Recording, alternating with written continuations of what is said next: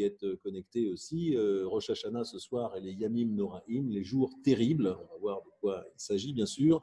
Je vous propose, alors, je n'ai pas de plan pour aujourd'hui, je vais le faire dans les jours qui viennent et je vous l'enverrai bien sûr par mail. Tout le monde pourra revoir la matière et pouvoir approfondir aussi chez lui. Après une petite introduction, on verra quelles sont les thématiques principales de cette fête de Rosh Hashanah. Elles sont diverses, de fait. On verra un petit peu l'historique, comment s'est agrégée justement cette philosophie de Rosh Hashanah, les valeurs qui lui sont traditionnellement attachées. On verra les pratiques de Rosh Hashanah. On verra notamment les slichot, qui sont des séries d'offices qui précèdent Rosh Hashanah. On verra la liturgie même de ce jour de fête, de ces 2 jours de fête. Des choses intéressantes à dire au niveau de la prière. On verra d'autres pratiques.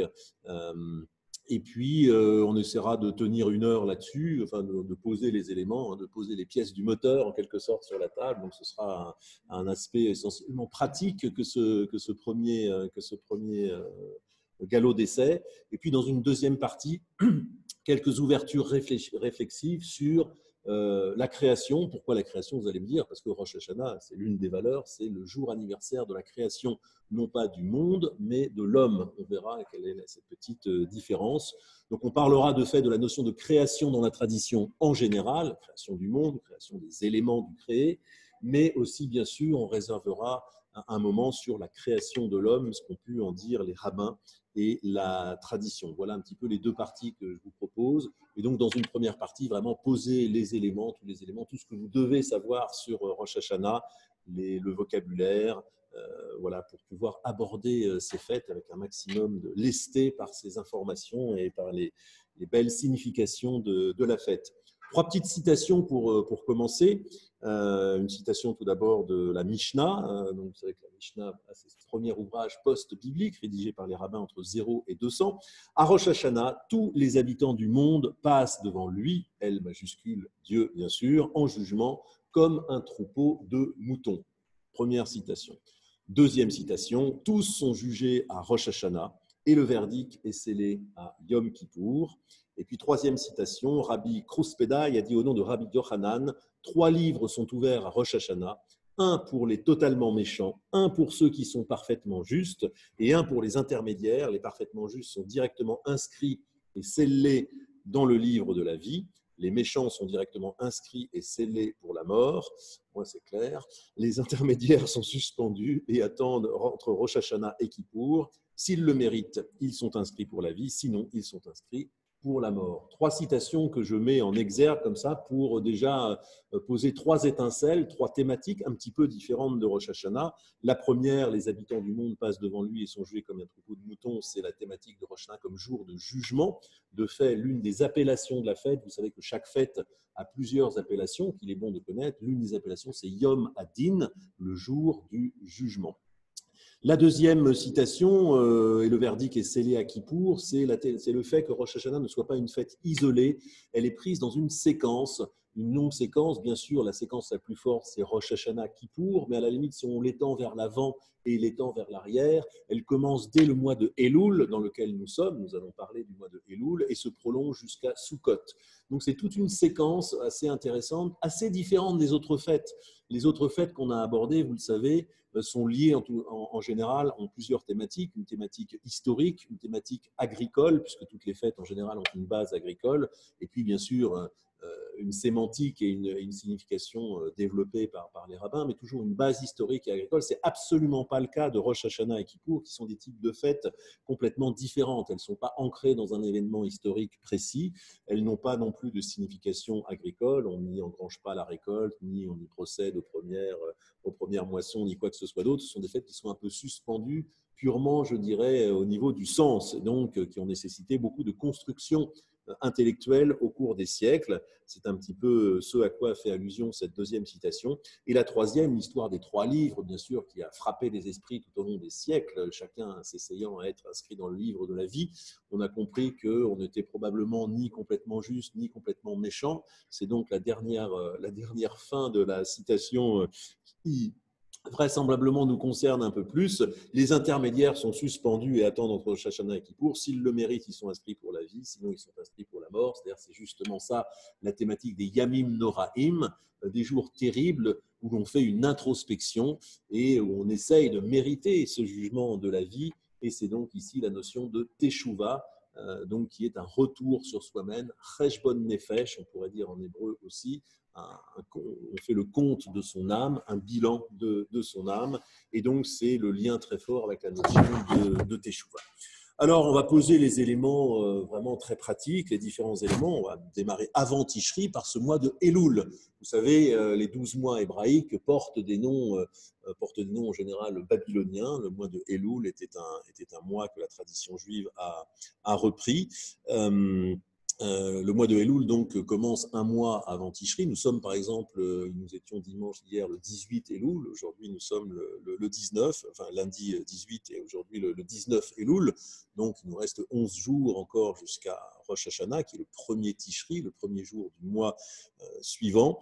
Alors c'est une allusion, les rabbins ont positionné cette fête, comme encore une fois, elle n'a pas une signification historique, il fallait quand même l'ancrer dans un calendrier. Donc il y a force midrashim, force histoire juive qui nous disent que Kippour tombe un jour bien précis, mais c'est évidemment une généalogie reconstruite a posteriori, elle n'est pas du tout née comme ça des événements eux-mêmes, c'est une construction rabbinique, de dire, comme vous le savez, il y a deux montées de Moïse en haut du mont Sinaï. La première, donc le 6 Sivan, Moïse, après 40 jours, reçoit les tables de la loi, et puis il redescend, il constate qu'il y a le veau d'or, de rage, il frappe évidemment, il casse les lois, et il remonte au mois d'Elul, le temps d'arranger quelques affaires et de remettre un petit peu d'ordre dans le camp des Bnei Israël. Il remonte le premier Elul, et si l'on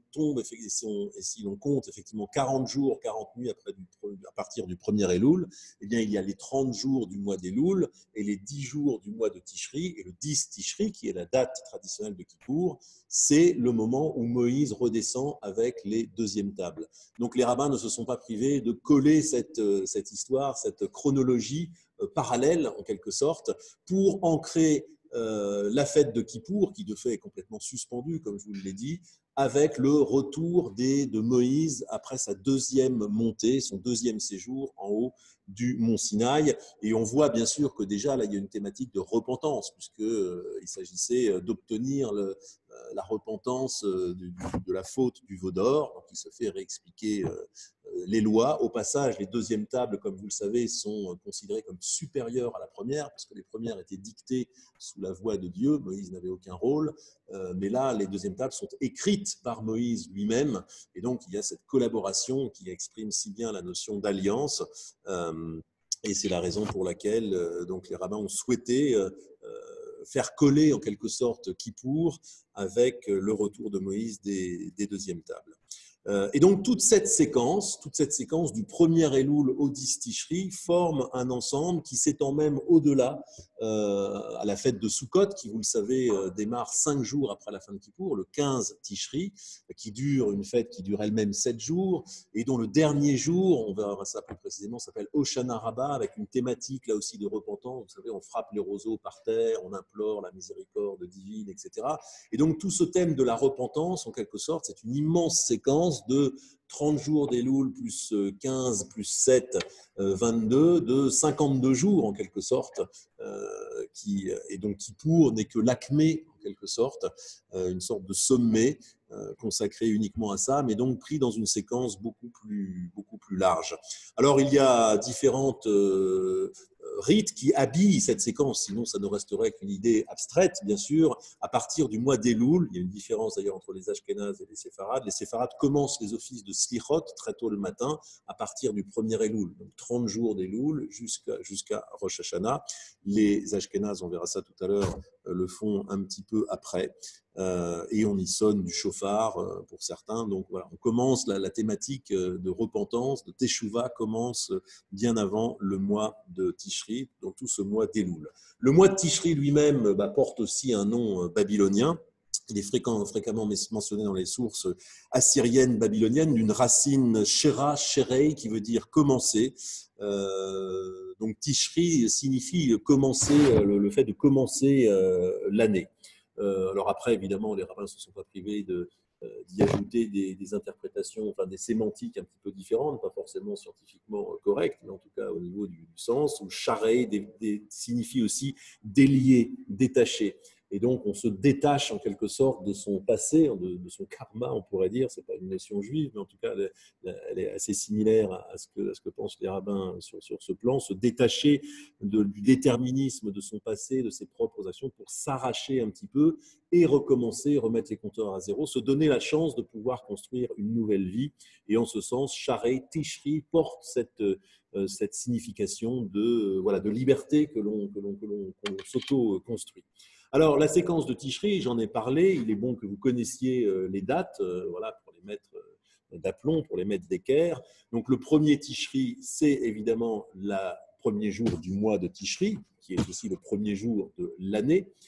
On va voir qu'il y a plusieurs débuts d'année, mais en tout cas, on compte les années à partir du mois de Tishri. Ce jour est redoublé en un jour, comme c'est un jour de fête, il est redoublé, comme dans la tradition. Donc le 2 Tishri est aussi Rosh Hashanah. Alors vous allez me dire, oui, mais les libéraux ne redoublent pas les jours de fête, ce qui est exact, mais sauf Rosh Hashanah, on le fait parce que c'est un jour quand même très, très particulier. Donc premier et 2 Tishri, premier jour et deuxième jour de Rosh Hashanah, de début d'année. Le 3 Tishri est aussi un jour qui est marqué, alors pas par tout le monde bien sûr, mais c'est un jour du calendrier qui est identifié comme le Tzom Gedalia, le jour de jeûne de Gedalia.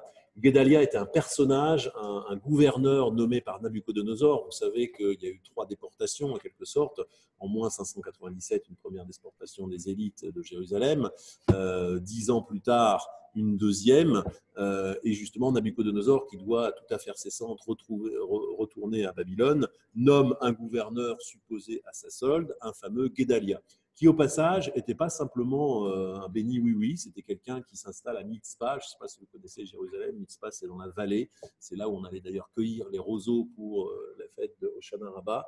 C'est un constructeur, il fait redémarrer la ville de manière intéressante, mais il est assassiné par un prince royal de descendance davidique qui pensait sans doute que c'était un collaborateur trop étroit de Nabuchodonosor, et c'est resté, c'est curieux, comme un jour de deuil dans la tradition, alors même qu'il avait été nommé par Nabuchodonosor. C'est-à-dire que le personnage était plutôt apprécié. Donc le 3 Tishri est marqué par un jeûne qui commence simplement le jour et se termine à la nuit. Bon, il est assez peu marqué, sauf dans les communautés très traditionnelles. Ensuite s'ouvre les 10 jours, la séquence des 10 jours redoutables, les Yamim Noraim, alors qui ne commencent pas après Rosh Hashanah. Le premier jour de Rosh Hashanah compte comme le premier jour des Yamim Noraim. 1, 2, 3, 4, 5, 6, 7, 8, 9, 10. Et le 10e jour de cette séquence, c'est Yom Kippour. Donc les Yamim Noraim incluent le premier jour de Rosh Hashanah et le dernier jour de Kippour. Et ensuite, il y a deux fêtes qui sont collées. Le 15, donc 5 jours après Kippour, c'est la fête de Sukkot, qui elle est une fête historique, enfin pseudo-historique, on va dire, marquée sur l'exode des Bnei Israël dans le désert, qui était protégé par des cabanes, et c'est la raison pour laquelle on construit des cabanes, Souka, pluriel Sukkot, la fête de Sukkot marque. Et puis c'est surtout une fête, on le sait, historiquement, plus réellement sans doute, une fête agricole où on rentrait la moisson. Donc le 15, c'est la fête de Sukkot, qui dure elle-même 7 jours, dont le premier jour, chez les traditionnels seulement, est redoublé en un deuxième jour de Sukkot. Donc le 15 et 16, c'est Sukkot. Et puis les 5 derniers jours de fête sont des jours de Chol HaMoed Sukkot, des jours de demi-fête, qui sont pris dans la fête, mais où on n'observe pas un chômage total en termes de travail. Le 7e jour, au passage, alors il y a une petite différence d'ailleurs de structure entre Sukkot et Pessah. On pourrait dire ces deux fêtes qui sont assez similaires, parce que c'est deux fêtes qui s'étalent dans le temps. Pessah, en fait, dure aussi 7 jours dans la Bible. Le premier jour est redoublé en un deuxième, et le dernier jour est aussi un Yom Tov, donc à ce titre redoublé en un 8e, ce qui fait que la fête de Pessah dure 8 jours. Sukkot, on pourrait dire, c'est le même modèle. En fait, non. seul le premier jour est redoublé en un deuxième, et ces 5 jours de Chol HaMoed qui suivent, et le dernier jour, n'étant pas une fête, n'est pas redoublé. Évidemment, la fête de Sukkot, même chez les traditionnels, dure 7 jours. Je reprendrai le calendrier à la fin. Et ce n'est pas fini. La fête de Sukkot est immédiatement suivie d'une autre fête qu'on appelle Shmini Atzeret, le 8e de clôture, qui est en tant que fête aussi, c'est un Yom Tov, redoublé en une deuxième journée que l'on appelle Simchat Torah. On connaît plus la fête sous cet angle-là. Alors, pour le coup, du fait que les communautés libérales ne redoublent pas les jours de fête, Shmini Atzeret et Simchat Torah sont collés pour nous. Et de fait, c'est le nom Simchat Torah qui prend un petit peu le lead. Et on connaît la fête surtout sous cet angle-là. Donc, si je résume, c'est une séquence très, très encombrée d'ailleurs au passage pour les rabbins qui font un certain nombre d'offices et de choses assez intenses. Premier et 2 Tishri, Rosh Hashanah, 2 jours. 3 Tishri, le Tzom Gedalia. Du 1er au 10, les Yamim Noraim. Le 10e jour, 10 Tishri étant Yom Kippour. Le 15, redoublé en 16, premier jour et deuxième jour de Sukkot, prolongé 17, 18, 19, 20, 21, fin de Sukkot, mais le 22, Shmini Atzeret, redoublé en un 23, Simchat Torah. Pour nous, c'est le 22 qui fait les deux en même temps, et de fait, on en parle simplement sous l'angle de Simchat Torah, qui est une fête Regel Bifnei Atzmo, disent les rabbins, qui est une fête en soi. Le fait qu'elle soit collée à Sukkot ne signifie pas, enfin, quelque part, elle embarque bien sûr les thématiques de Sukkot qu'elle prolonge, mais c'est une fête bel et bien en soi, où vous savez, c'est là qu'on clôture le cycle de lecture de la Torah, on finit de lire la dernière paracha, et évidemment, symboliquement, on recommence aussitôt. C'est une fête extrêmement joyeuse avec les enfants, on bombarde le rabbin de bonbons ce jour-là, etc., etc. Donc, on va le vivre bientôt. Voilà donc sur cette séquence de Tishri. Une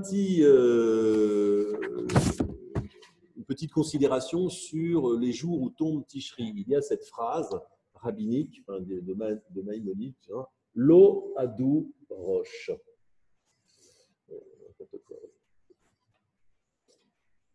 Lo Adu Rosh. C'est toujours le genre de phrase cryptique des rabbins. Lo Adu Rosh, ça veut dire que Rosh, sous-entendu Hashanah, n'est pas, ça veut dire ne tombe pas le Aleph, Dalet, Vav. Ça veut dire en fait que Rosh Hashanah ne peut jamais tomber un dimanche, un mercredi ou un vendredi.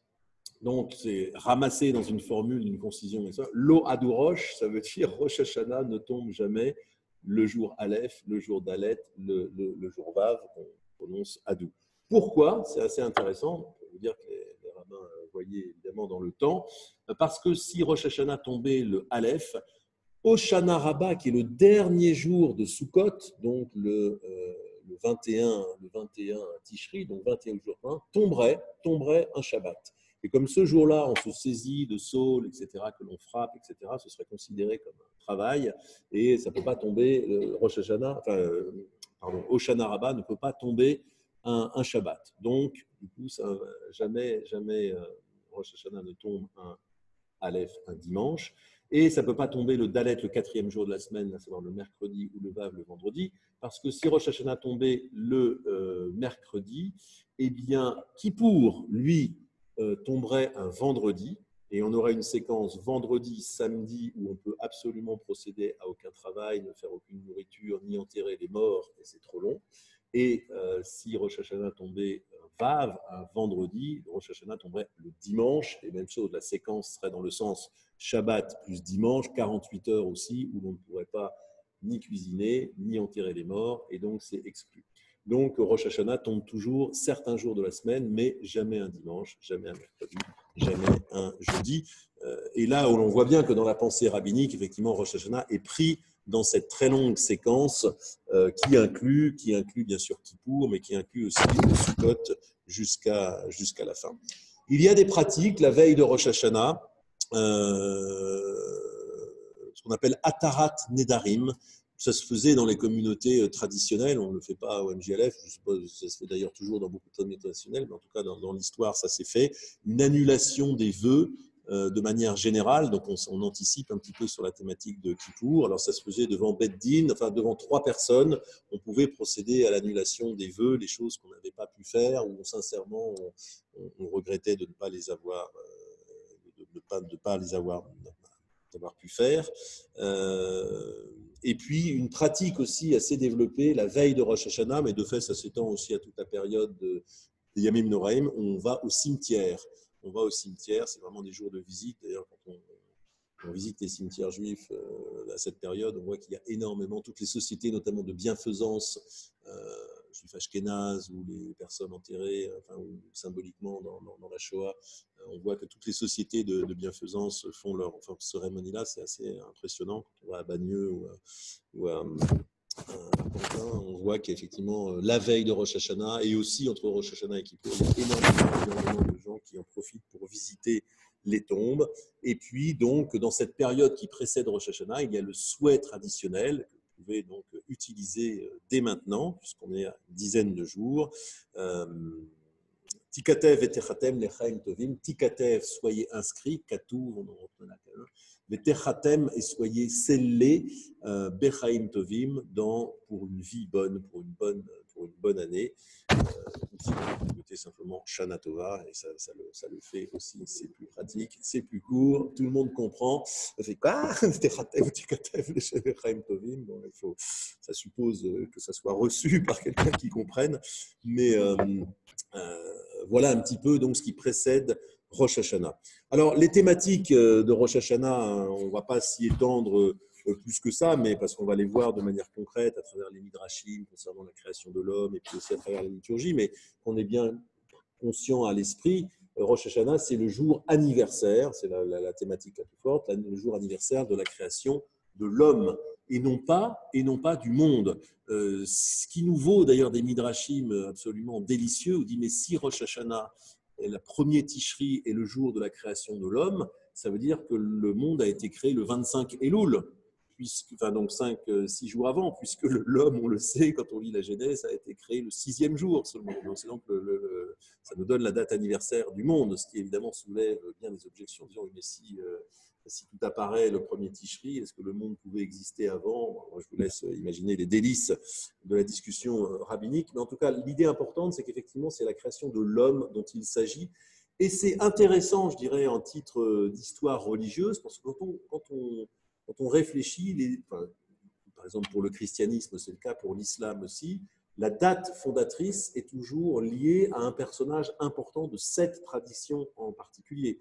On sait que le christianisme date ces événements à partir de Jésus, donc la vie de Jésus. Et bien sûr, le calendrier musulman aussi sur la vie de Mahomet. Ici, il ne s'agit pas simplement de la vie d'Abraham ou de Moïse, ça aurait pu être, c'est une thématique véritablement universaliste. C'est l'homme, c'est l'humanité, pas nécessairement l'homme juif, à supposer qu'on puisse en définir l'essence.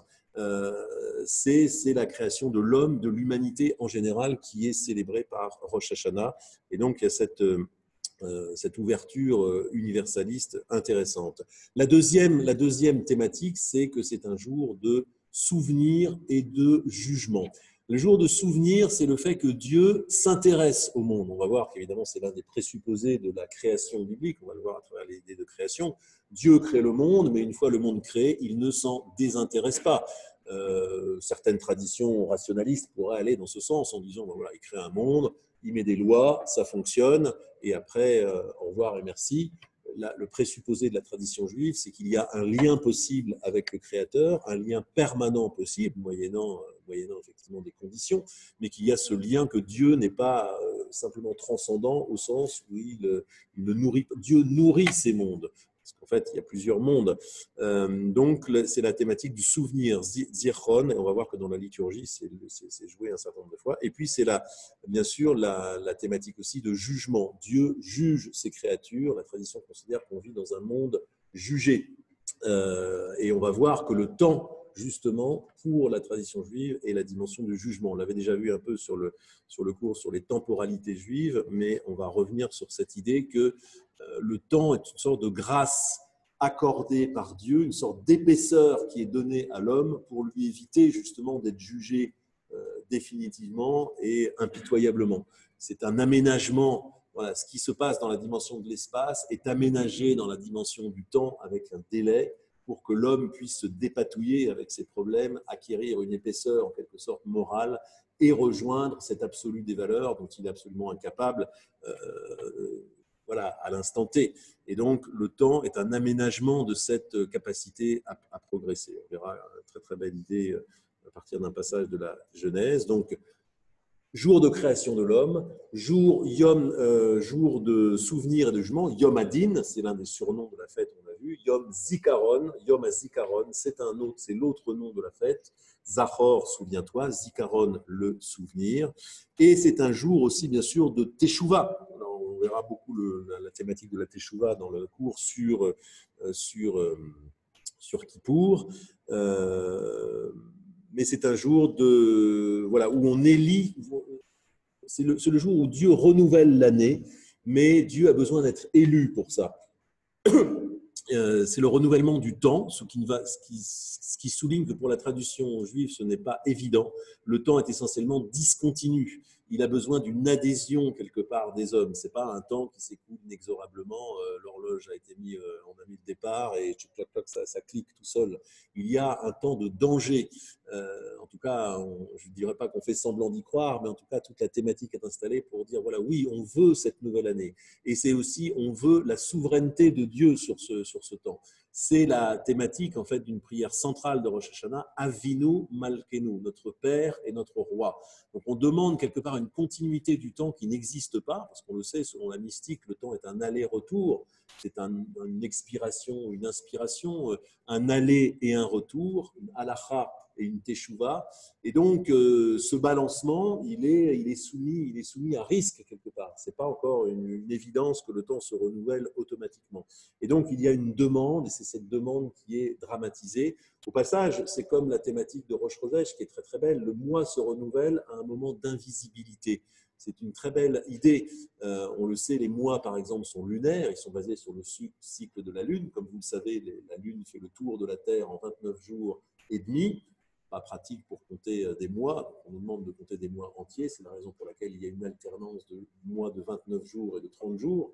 Et donc, 6 mois de 29 plus 6 mois de 30, ça fait une moyenne à 29,5 sur une année. Et donc, la Lune, comme vous le savez, croît pour être une pleine lune et décroît pour à un moment atteindre un moment d'invisibilité. Si le monde est suspendu, noir, et on compte le début du mois, stock à la première virgule de lumière qui se redessine.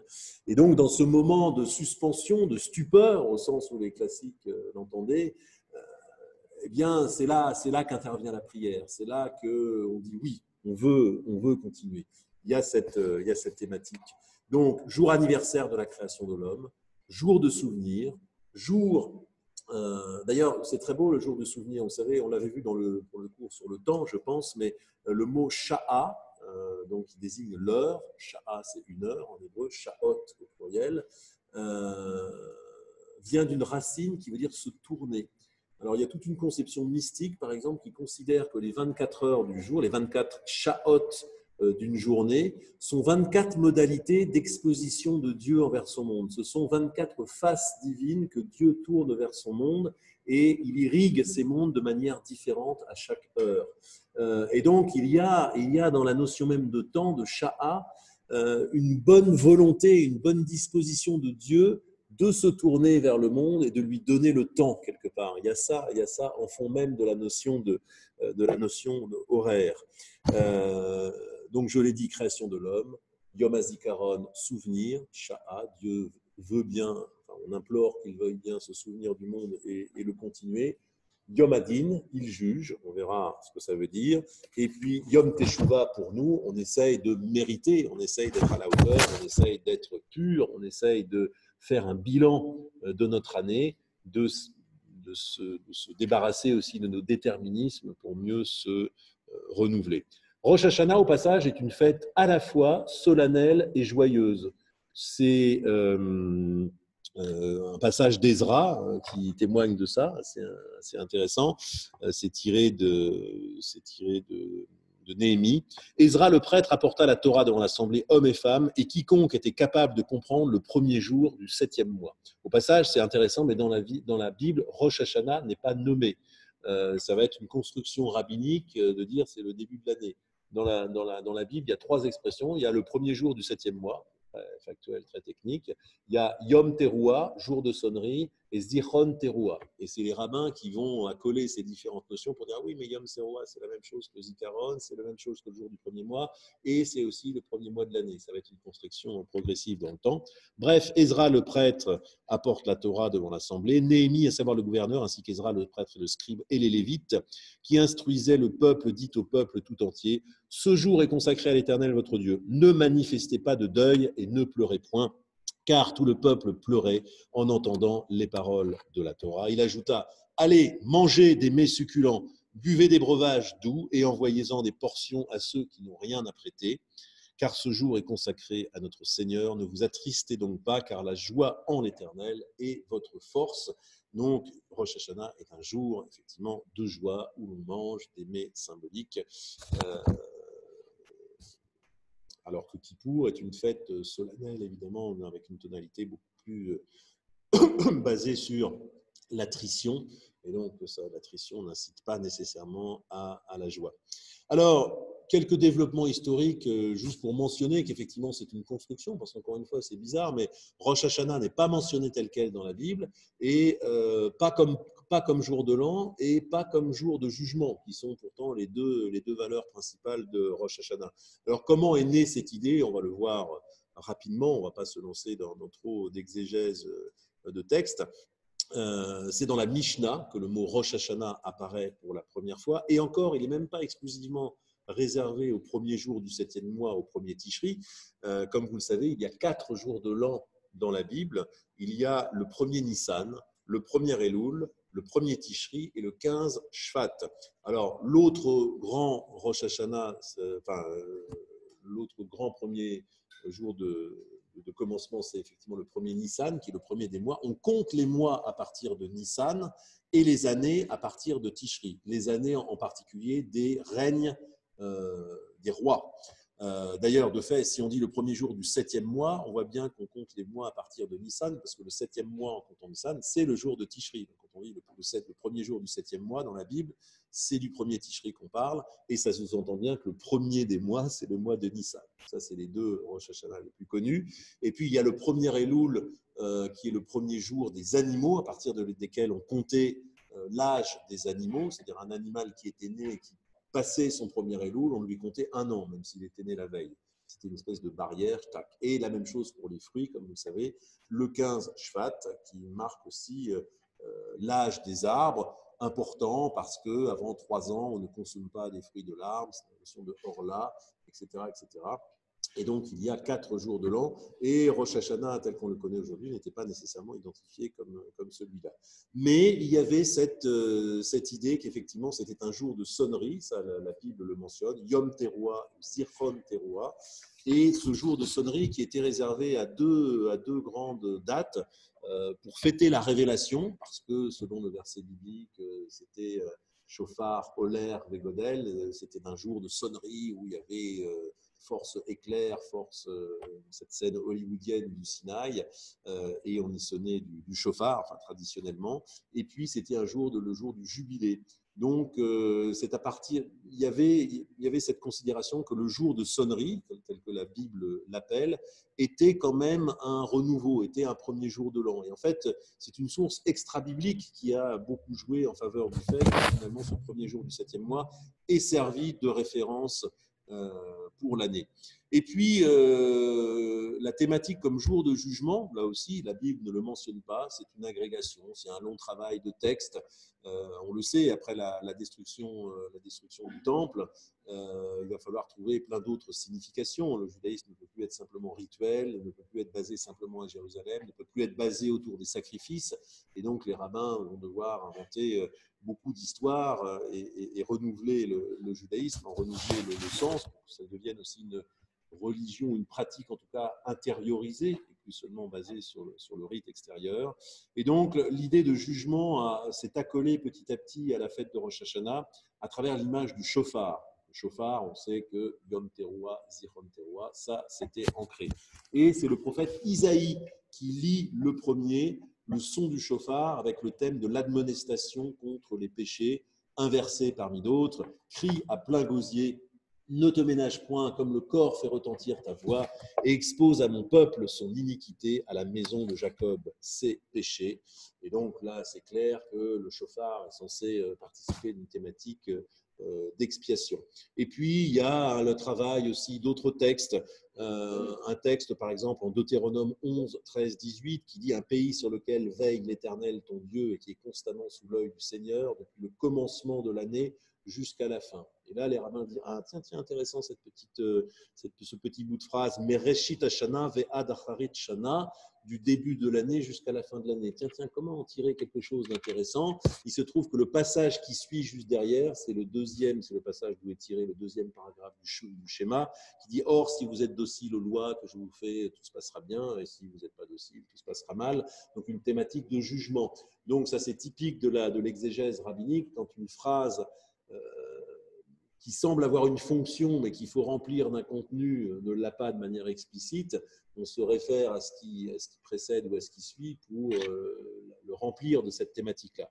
Et donc, les rabbins ont rempli cette notion de Reshit Hashana, de début de l'année et de fin d'année, avec cette notion de jugement, et ça a participé de cette langue exégèse collective. Là, je vous cite deux petits carottages de prélèvements, mais c'est une discussion globale sur plusieurs siècles qui lentement a nourri cette histoire de premier jour, de jour de sonnerie, premier jour du 7e mois, ça c'était acquis, jour de sonnerie, tiens, jour de jubilé, jour d'inauguration, petit à petit c'est devenu donc premier jour de l'année. Et la thématique du jugement s'est rajoutée par-dessus à travers donc diverses interpolations, le fait que le shofar soit l'expression du cri et la demande de repentance, etc. etc. Voilà en tout cas ce qu'on pouvait dire sur l'historique de cette thématique. Encore une fois, c'est étonnant que vous ne trouverez pas la mention de Rosh Hashanah dans la Bible, ni même celle de Yom Hadin, ni même celle de Yom HaZikaron. C'est une construction rabbinique qui atteste aussi évidemment de toute l'histoire du travail rabbinique qu'on a vu maintes et maintes fois. Alors on progresse, on est toujours dans cette première partie d'exposer les différentes pièces qui constituent Rosh Hashanah, les pratiques religieuses de Rosh Hashanah. On va voir deux grands volets, on va voir les slichot qui méritent effectivement une mention, et puis la liturgie même de Rosh Hashanah, et puis d'autres pratiques comme celle du tashlir par exemple. On va essayer de traiter ça dans les 20-25 minutes qui restent pour cette première partie d'exposition. Les slichot, comme je vous le disais, elles commencent chez les séfarades à partir du 1er Elul, donc elles durent 30 jours, elles sont très très tôt le matin. Le mot slicha vient d'une racine, selach, l'isloach en hébreu moderne, ça veut dire pardonner. D'ailleurs, tout le monde connaît, d'ailleurs une phrase que ne dit jamais aucun Israélien, mais slicha, pardon. Jamais un Israélien ne s'excusera s'il vous bouscule, évidemment, donc c'est un mot qu'on entend assez rarement, mais slicha, pardon, les slichot, ce sont des prières pénitentielles, c'est la traduction qu'on donne actuellement. Par contre, le mot apparaît abondamment dans la Bible. L'isloar, est-ce que Dieu pardonne? C'est une question qu'on se pose toujours. Donc, en termes de période, il s'agit des 40 jours qui précèdent Kippour, parce qu'elle dure donc tout le mois d'Elul, mais elle dure pendant tous les Yamim Noraïm, les 10 jours entre Rosh Hashanah et Kippour, comme des Yemé Rachamim, des jours de compassion, Yemé Ratzon, des jours de bonne volonté, où quelque part Dieu prête l'oreille, est sensible, bien sûr il l'est chaque jour de l'année, mais il serait particulièrement sensible en cette période où l'homme cherche à s'amender.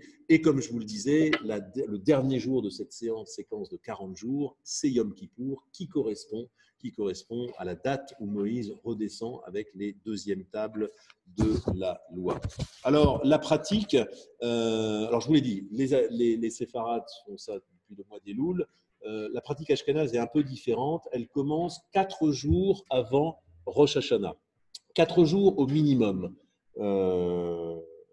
Pourquoi?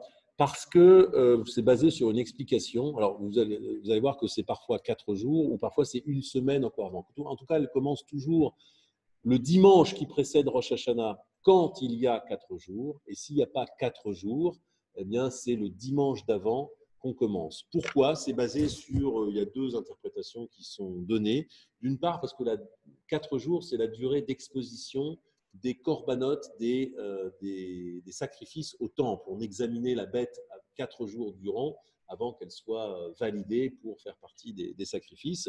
Et l'analogie est claire. Nous sommes, en quelque sorte, nous offrons le sacrifice de notre cœur. Enfin, en tout cas, on s'expose à la lumière divine à travers ce Cheshbon Nefesh, cette analyse de nos actes. Et donc, analogiquement, nous ressemblons à ces offrandes. Une autre explication, c'est que dans certaines communautés, beaucoup dans le monde ashkénaze médiéval, on observait des jours de jeûne entre les 10 jours de Rosh Hashanah. Il fallait quand même être solide, parce que 10 jours de suite, dans la journée en tout cas, je dirais le ramadan, c'est pareil, on jeûnait. Sauf qu'il y a dans cette séquence de 10 jours, il y a juste 4 jours qui ne sont pas possibles. Le premier jour de Rosh Tishri, redoublé en un deuxième, c'est la fête, et c'est une fête joyeuse, on nous a dit manger des mets, etc. Donc c'est 2 jours où l'on ne peut pas jeûner. Kippour, c'est déjà un jour de jeûne qui compte déjà, ce serait la mauvaise mathématique de l'ajouter. Et puis il y a le Shabbat intermédiaire, il y a toujours un Shabbat intermédiaire, le Shabbat Shuvah, entre Rosh Hashanah et Kippour, et c'est un jour, par définition, où il est interdit de jeûner aussi, puisque c'est un jour de joie. Et donc, ces 4 jours, eh bien, on les rebascule sur l'avant de la fête, et c'est la raison, enfin, c'est une des explications qui est donnée pour le fait que chez les Ashkénazes, les slichot commencent 4 jours minimum avant. Et donc, comme je vous l'ai dit, quand il n'y a pas 4 jours, par exemple, si Rosh Hashanah, alors on a vu que ça ne pouvait jamais tomber un lundi, enfin un dimanche, mais ça peut tomber de fait un lundi ou un mardi. Le lundi, il y a juste un jour avant, ça ne va pas. Le mardi non plus. Le mercredi, par définition, non. Mais le jeudi, même chose. Enfin, le jeudi, c'est bon. Un mercredi, mardi, lundi, dimanche, ça c'est bon. Donc, il n'y a que quand Rosh Hashanah tombe le jeudi qu'effectivement, ça commence 4 jours avant. Dans tous les autres cas, on commence la semaine qui précède, un dimanche aussi pour que toujours les slichot commencent le même jour. Et donc au MJLF, c'est dimanche prochain, dimanche 13 là, qui vient, à 8h. Franchement, je vous conseille de venir, ce sont des prières magnifiques. Il y a une ambiance du tonnerre, enfin, c'est un petit peu tôt. Ce sera 7, alors dimanche c'est 8h, sinon c'est 7h tous les jours. C'est bien, parce que là vous allez bosser, c'est concomitant avec les horaires de travail.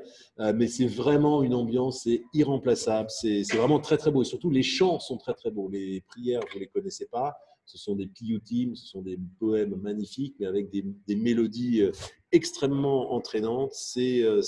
Moi, j'adore. Enfin, vraiment, j'adore. Et je vous invite vraiment dimanche à 8h. Et puis, donc jusqu'à Kippour, il y aura des slichot au MJLF tous les jours à 7h. Franchement, ne vous privez pas de ce plaisir.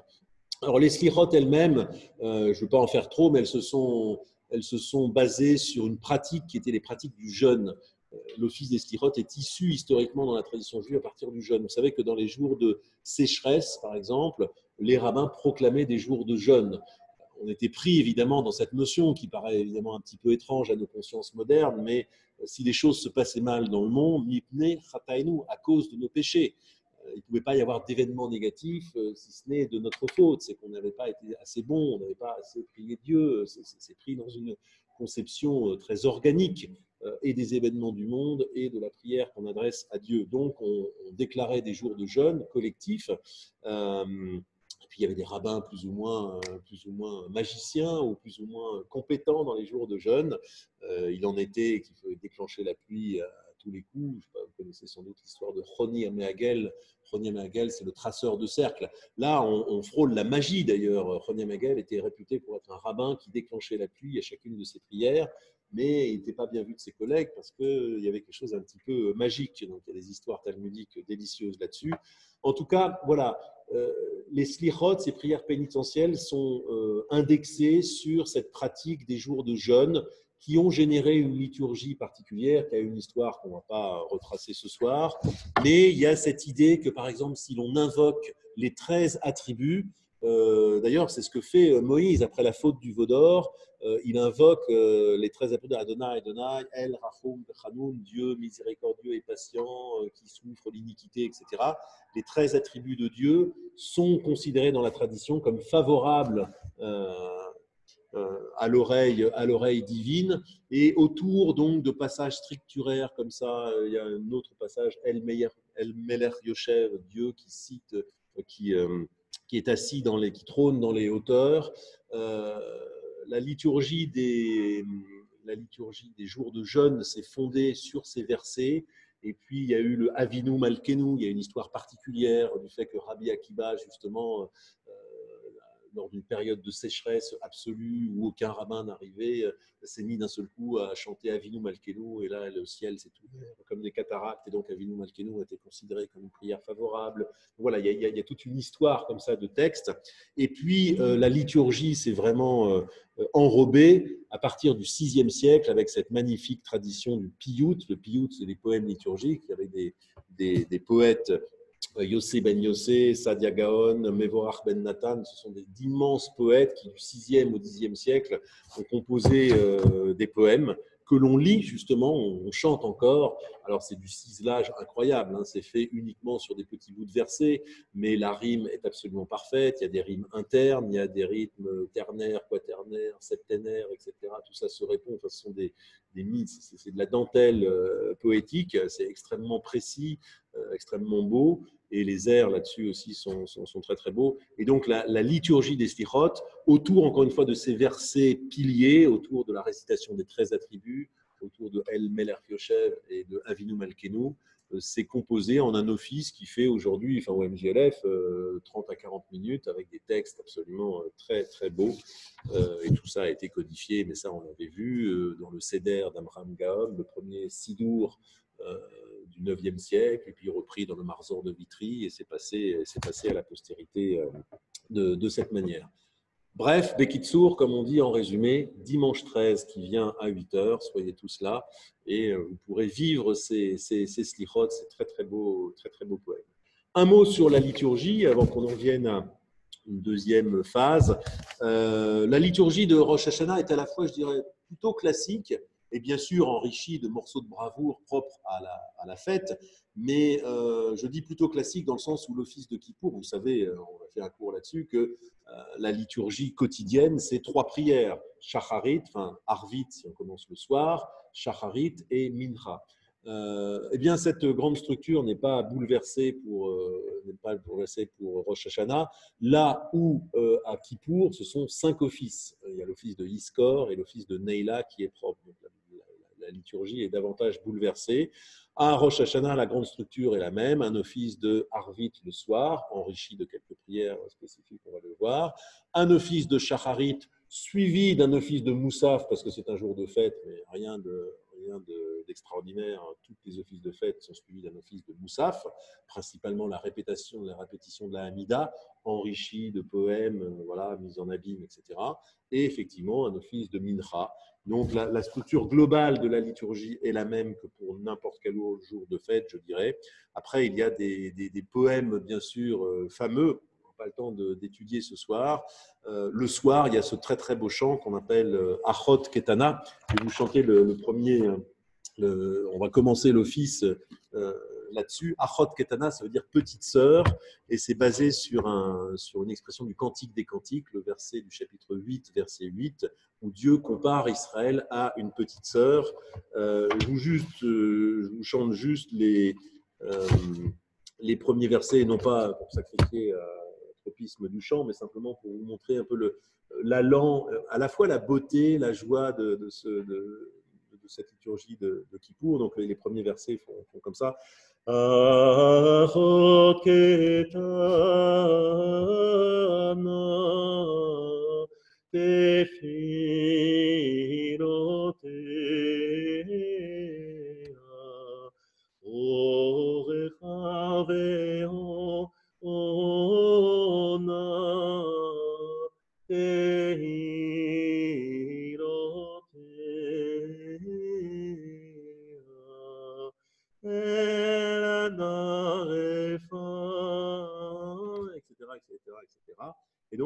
espèce d'allant comme ça qui s'installe, très très beau, très solennel, plutôt à la fois triste et joyeux. Et les refrains que je n'ai pas à chanter sont de verset en verset en disant Tirchle Shana avec Ilelotea, que l'année se termine avec ses malédictions.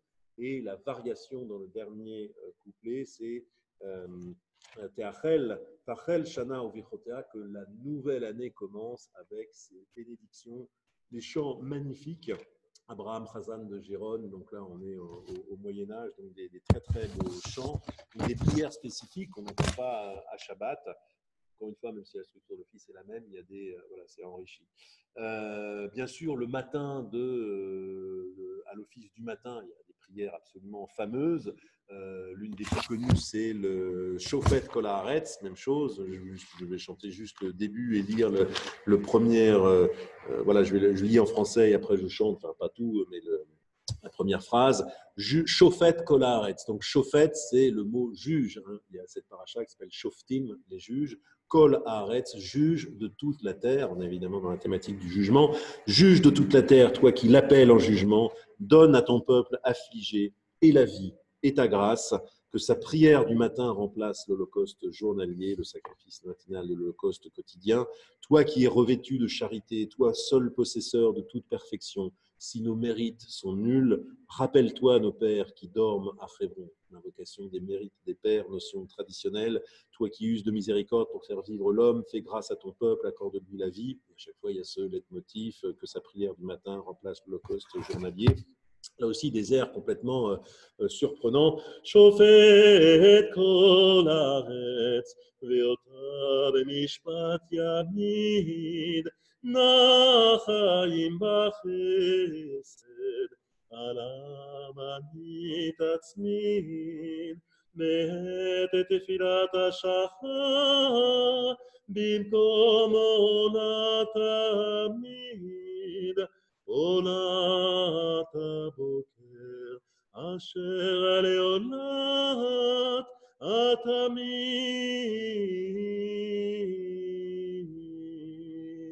Évidemment, avec un accompagnement qui va bien avec, donc ce sont des chants vraiment majestueux.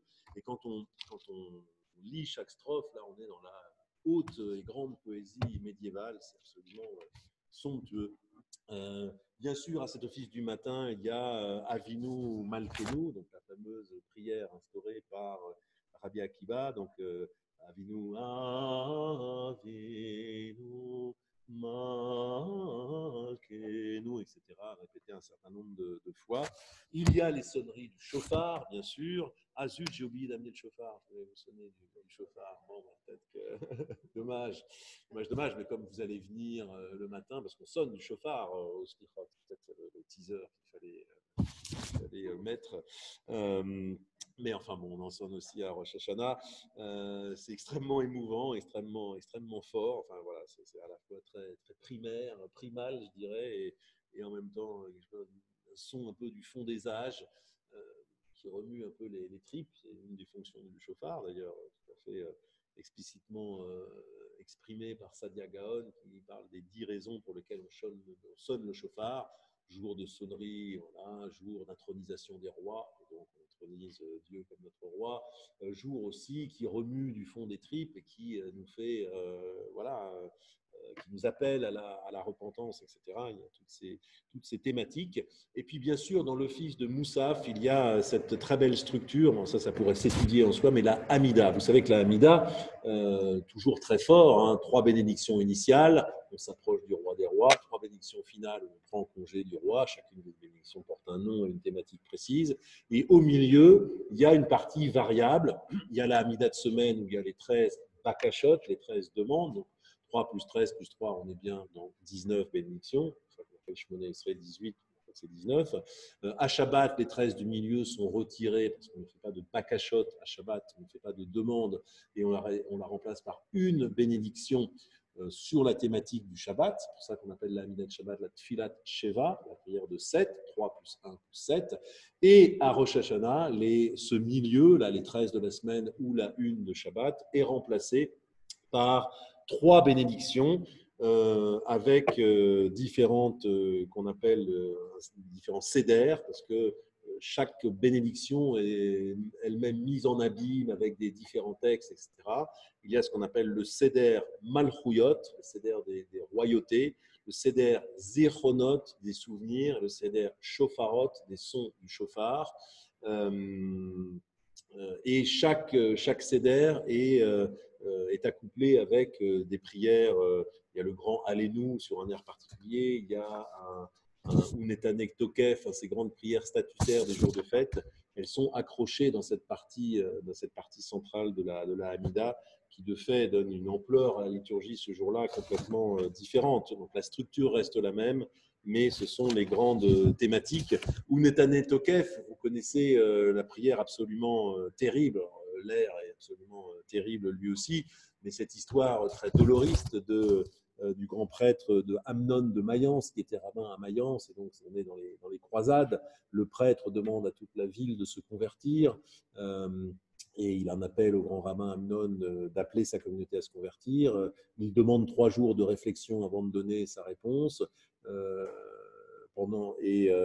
revient donc devant l'évêque de la ville pour lui dire qu'en fait, il regrette il aurait dû refuser tout de suite, il regrette d'avoir pris ces 3 jours de réflexion. Il lui demande de couper la langue et l'évêque de le mutiler intégralement plutôt que de seulement lui couper la langue.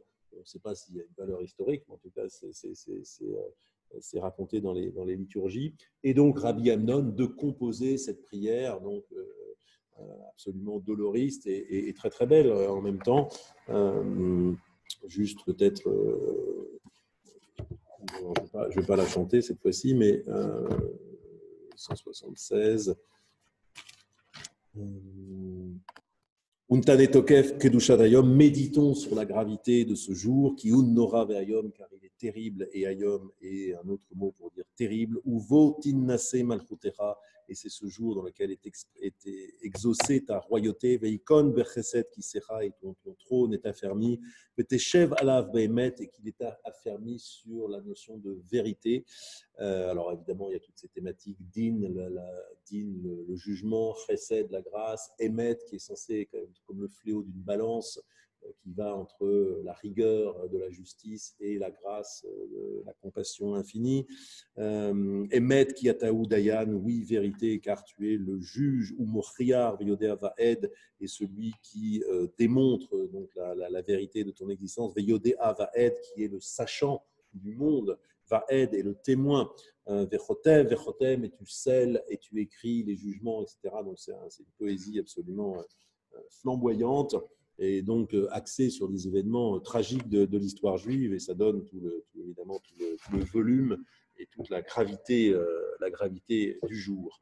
Alors les lectures de Torah et de Haftara, on va essayer de respecter un petit peu, voilà, de terminer sur les éléments de la journée. La lecture du premier jour est justement sur l'idée de zikaron, de souvenir. Elle parle de Sarah, où Dieu se souvient de la stérilité de Sarah pour lui accorder un fils, et donc ce sera la naissance d'Isaac. Et là, on est à la fois dans la thématique de la Genèse biblique, ces patriarches et matriarches qui ont lutté contre la stérilité, qui essayent d'engendrer ce qu'on appelle toldot, les générations, de manière si difficile. C'est à la fois un témoignage historique, et là, on est bien dans la thématique où l'année cherche à être engendrée elle-même. Et encore une fois, cela ne va pas de soi dans la tradition. Le temps, il faut l'appeler, il faut le vouloir, il faut le désirer, et il faut élire celui qui en est le maître des horloges, qui n'est pas celui que vous croyez, mais qui est bien celui qu'on appelle à Rosh Hashanah. La lecture de la Haftara, le premier jour, c'est le thème du Zikaron aussi, puisqu'elle est consacrée à Hannah, qui est créditée d'avoir inventé la prière, qui prie aussi pour avoir un fils. Elle prie tellement fort, elle prie tellement avec ferveur que le prêtre du lieu, qui est une espèce de fonctionnaire rassis, la prend pour une ivrogne, mais les sages se sont calés sur la prière d'Anna pour dire que la prière justement devait être à voix haute, que la prière doit non seulement sortir du cœur, mais doit frapper nos propres oreilles. C'est pour ça que la parole doit revenir. Donc là, on est à la fois dans le thème du feedback, de la teshuva, de la prière et de l'enfantement aussi. Le deuxième jour, ce sont des lectures un peu différentes. La Torah, c'est le passage de la ligature d'Isaac, qui est intéressant comme passage aussi, parce que La ligature d'Isaac, c'est la première grande transmission de l'histoire juive. On a un père fondateur absolument flamboyant qui crée absolument tout. Il invente le dialogue avec Dieu. Il invente même la chutzpah klapé shamaim, l'audace vis-à-vis des cieux, avec la négociation de Sodome et Gomorre. Il invente les autels et il fait la paix avec tous les roitelets de la région. Il installe un territoire, il achète la première tombe, les morts et les vivants. Donc c'est le père flamboyant. Comment succéder à un père pareil? On se fait écrabouiller. Donc, le thème de la ligature d'Isaac, c'est l'impossible naissance d'un fils après un père qui écrase tout, certes très apprécié, mais voilà, qui laisse peu de place à la transmission. Donc, la ligature d'Isaac, c'est ce thème je ne veux pas dire de l'impossible transmission, puisque de fait, Isaac va réussir aussi à instaurer la continuité d'une histoire juive à travers une rupture, mais c'est une thématique qui va bien aussi avec l'engendrement de l'année. Une année se termine et c'est pas évident, voilà, qu'il y ait une autre année qui commence avec, voilà, qui reprendrait un peu de l'année précédente et qui en même temps installe une rupture. Et puis la Haftara du second jour, c'est encore une autre thématique, c'est un passage de Jérémie qui parle plutôt de la rédemption d'Israël. Ça nous emmène un peu plus loin. Mais donc, on voit que, évidemment, les sages ont choisi des lectures en rapport avec le jour, essentiellement autour de l'idée de difficile naissance, toldot, voilà, l'engendrement, qui veut dire à la fois l'histoire et l'engendrement au sens biologique dans la tradition. Les autres pratiques de Rosh Hashanah, on a parlé des slichot, on a parlé des différents offices de la liturgie, donc qui en respectent la structure habituelle, je vais dire, mais enrichie de tous ces grands morceaux de bravoure. J'ai inventé un mot après la bravitude, la bravure, voilà. Donc, je vous laisse deviner ce que ça pourrait vouloir dire. Et les autres pratiques de Rosh Hashanah, donc la cérémonie du Tashlir. Tashlir, qui veut dire tu jetteras, c'est basé sur un verset de Osée qui est Bimsulot Yam, tu jetteras tes péchés dans les profondeurs de la mer. Là aussi, c'est une cérémonie que l'on fait au MJLF. En général, c'est le premier jour de Rosh Hashanah, mais l'après-midi. Là, cette année, ce sera le deuxième jour, donc de fait, ce sera le dimanche 20 à 17h. On se retrouvera après sur un petit bar en contrebas de l'île de la Cité, sur le quai, tout ça vous sera précisé, pour une cérémonie très très sympathique, à la fois très parisienne et très juive parce que c'est la tradition, très parisienne parce qu'on y voit les bateaux mouches qui passent, en général il fait encore beau, donc voilà, c'est toujours un très beau moment. On est assez nombreux chaque année et vous le savez, symboliquement on se débarrasse de ces péchés, donc on emporte quelques petits bouts de miettes de pain ou de voilà, quelque chose qu'on jette dans la Seine pour symboliquement se débarrasser de nos péchés. Il y a un historique à ça, bien sûr, que je vous raconterai le dimanche 20 à 17h, si vous êtes là. Donc, en tout cas, c'est une très belle cérémonie qui fait partie des pratiques de Rosh Hashanah. Et puis, je vous l'ai dit, il y a le 3 Tishri, le psaume, Guédalia. Il y a le Shabbat Shuvah, le Shabbat intermédiaire, qui s'appelle Shabbat Shuvah parce que c'est simplement le premier mot de la Haftara qu'on y lit ce jour-là, qui est la Haftara de Osée, qui est aussi le poète central de ce rite de Tashlir. Et puis, bien sûr, vous connaissez les symboles associés à la fête, le rideau blanc, on change un petit peu la physionomie de la synagogue, on retire les rideaux habituels et on met le blanc, parce que le blanc est la couleur de l'expiation, de la pureté, ça saurait vous surprendre. Le symbole du pardon, surtout chez Isaïe. Et puis le Talmud mentionne cette pratique, effectivement, de Rosh Hashanah, de revêtir des habits en blanc pour exprimer à la fois la pureté et la continuité de la vie. Donc le blanc, effectivement, est un petit peu la couleur de ces journées, le rideau blanc. La pomme et le miel, vous le savez, quand on rentre de l'office du soir, il y a un petit seder, un petit rituel où on mange symboliquement des aliments qui expriment le renouvellement, le début. Alors, on mange des figues et des dattes, ça c'est plutôt la thématique de la douceur. On a des chalotes qui ne sont plus tressées habituellement, mais qui sont plutôt rondes pour évoquer le cycle de l'année. Et au lieu de le plonger dans le sel, on les plonge dans du miel, parce qu'évidemment, on se souhaite que l'année soit douce comme du miel. Et puis, il y a des aliments symboliques, comme les fruits de la grenade, dont on dit qu'elle comporte 613 grains, tiens, comme le nombre de mitzvot. Mais en tout cas, on se souhaite, et à chaque fois, on prononce des formules rituelles, où les jeux de mots, évidemment, font allusion à l'idée qu'on cherche à accrocher. Concernant les grenades, que une spot soit abondante comme les fruits de la grenade. Certains mettent des têtes de moutons, ou alors en tout cas une partie de tête de mouton. C'est traumatisant au passage. Mais donc voilà, parce qu'on se souhaite d'être à la tête des. Il y a ce proverbe qui dit plutôt être à la tête des renards qu'à la queue des lions, mais voilà, c'est la thématique d'être à la tête des choses. Il y a d'autres aliments où on souhaite la disparition de nos ennemis, qu'ils soient retranchés de ce monde, et bien sûr également de brachot, de choses favorables. L'absolution des vœux à Tarat Nedarim, je vous ai dit, c'est en général juste avant Rosh Hashanah, et puis cette pratique de visiter les tombes, on va voir nos chers disparus avant Rosh Hashanah ou pendant toute cette période de Rosh Hashanah. Voilà un petit peu tous les éléments vraiment factuels de la fête, les dates, les pratiques, les thématiques associées. Est-ce que vous avez des questions avant qu'on passe à la deuxième partie où on va réfléchir tous ensemble à la notion de création? Je vous ai anesthésié là, c'est pas possible. Est-ce qu'on peut poser une question par Zoom? Pardon? Est-ce qu'on peut poser une question par Zoom aussi? Alors par Zoom aussi, bien sûr, une question que je vais essayer de retransmettre à nos amis ici présents. Oui?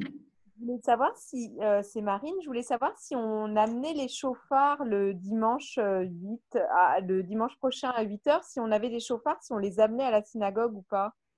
Oui, absolument. En général, il y a l'officiant à son propre chauffard, mais vous pouvez l'amener. Vous pouvez l'amener. On pourrait. Mais vous savez en sonner? Je sais essayer d'en sonner. Oui, ce serait une bonne idée. Oui, oui, tout à fait. Eh ben, vous amenez votre chauffard. Ok, merci. Mais entraînez-vous d'ici là. Hein. Ouais, je vais pression maximum. En tout cas, c'est une très bonne idée. Voilà, plus on est de chauffards, plus on rit. Ça pourrait être le dicton du jour.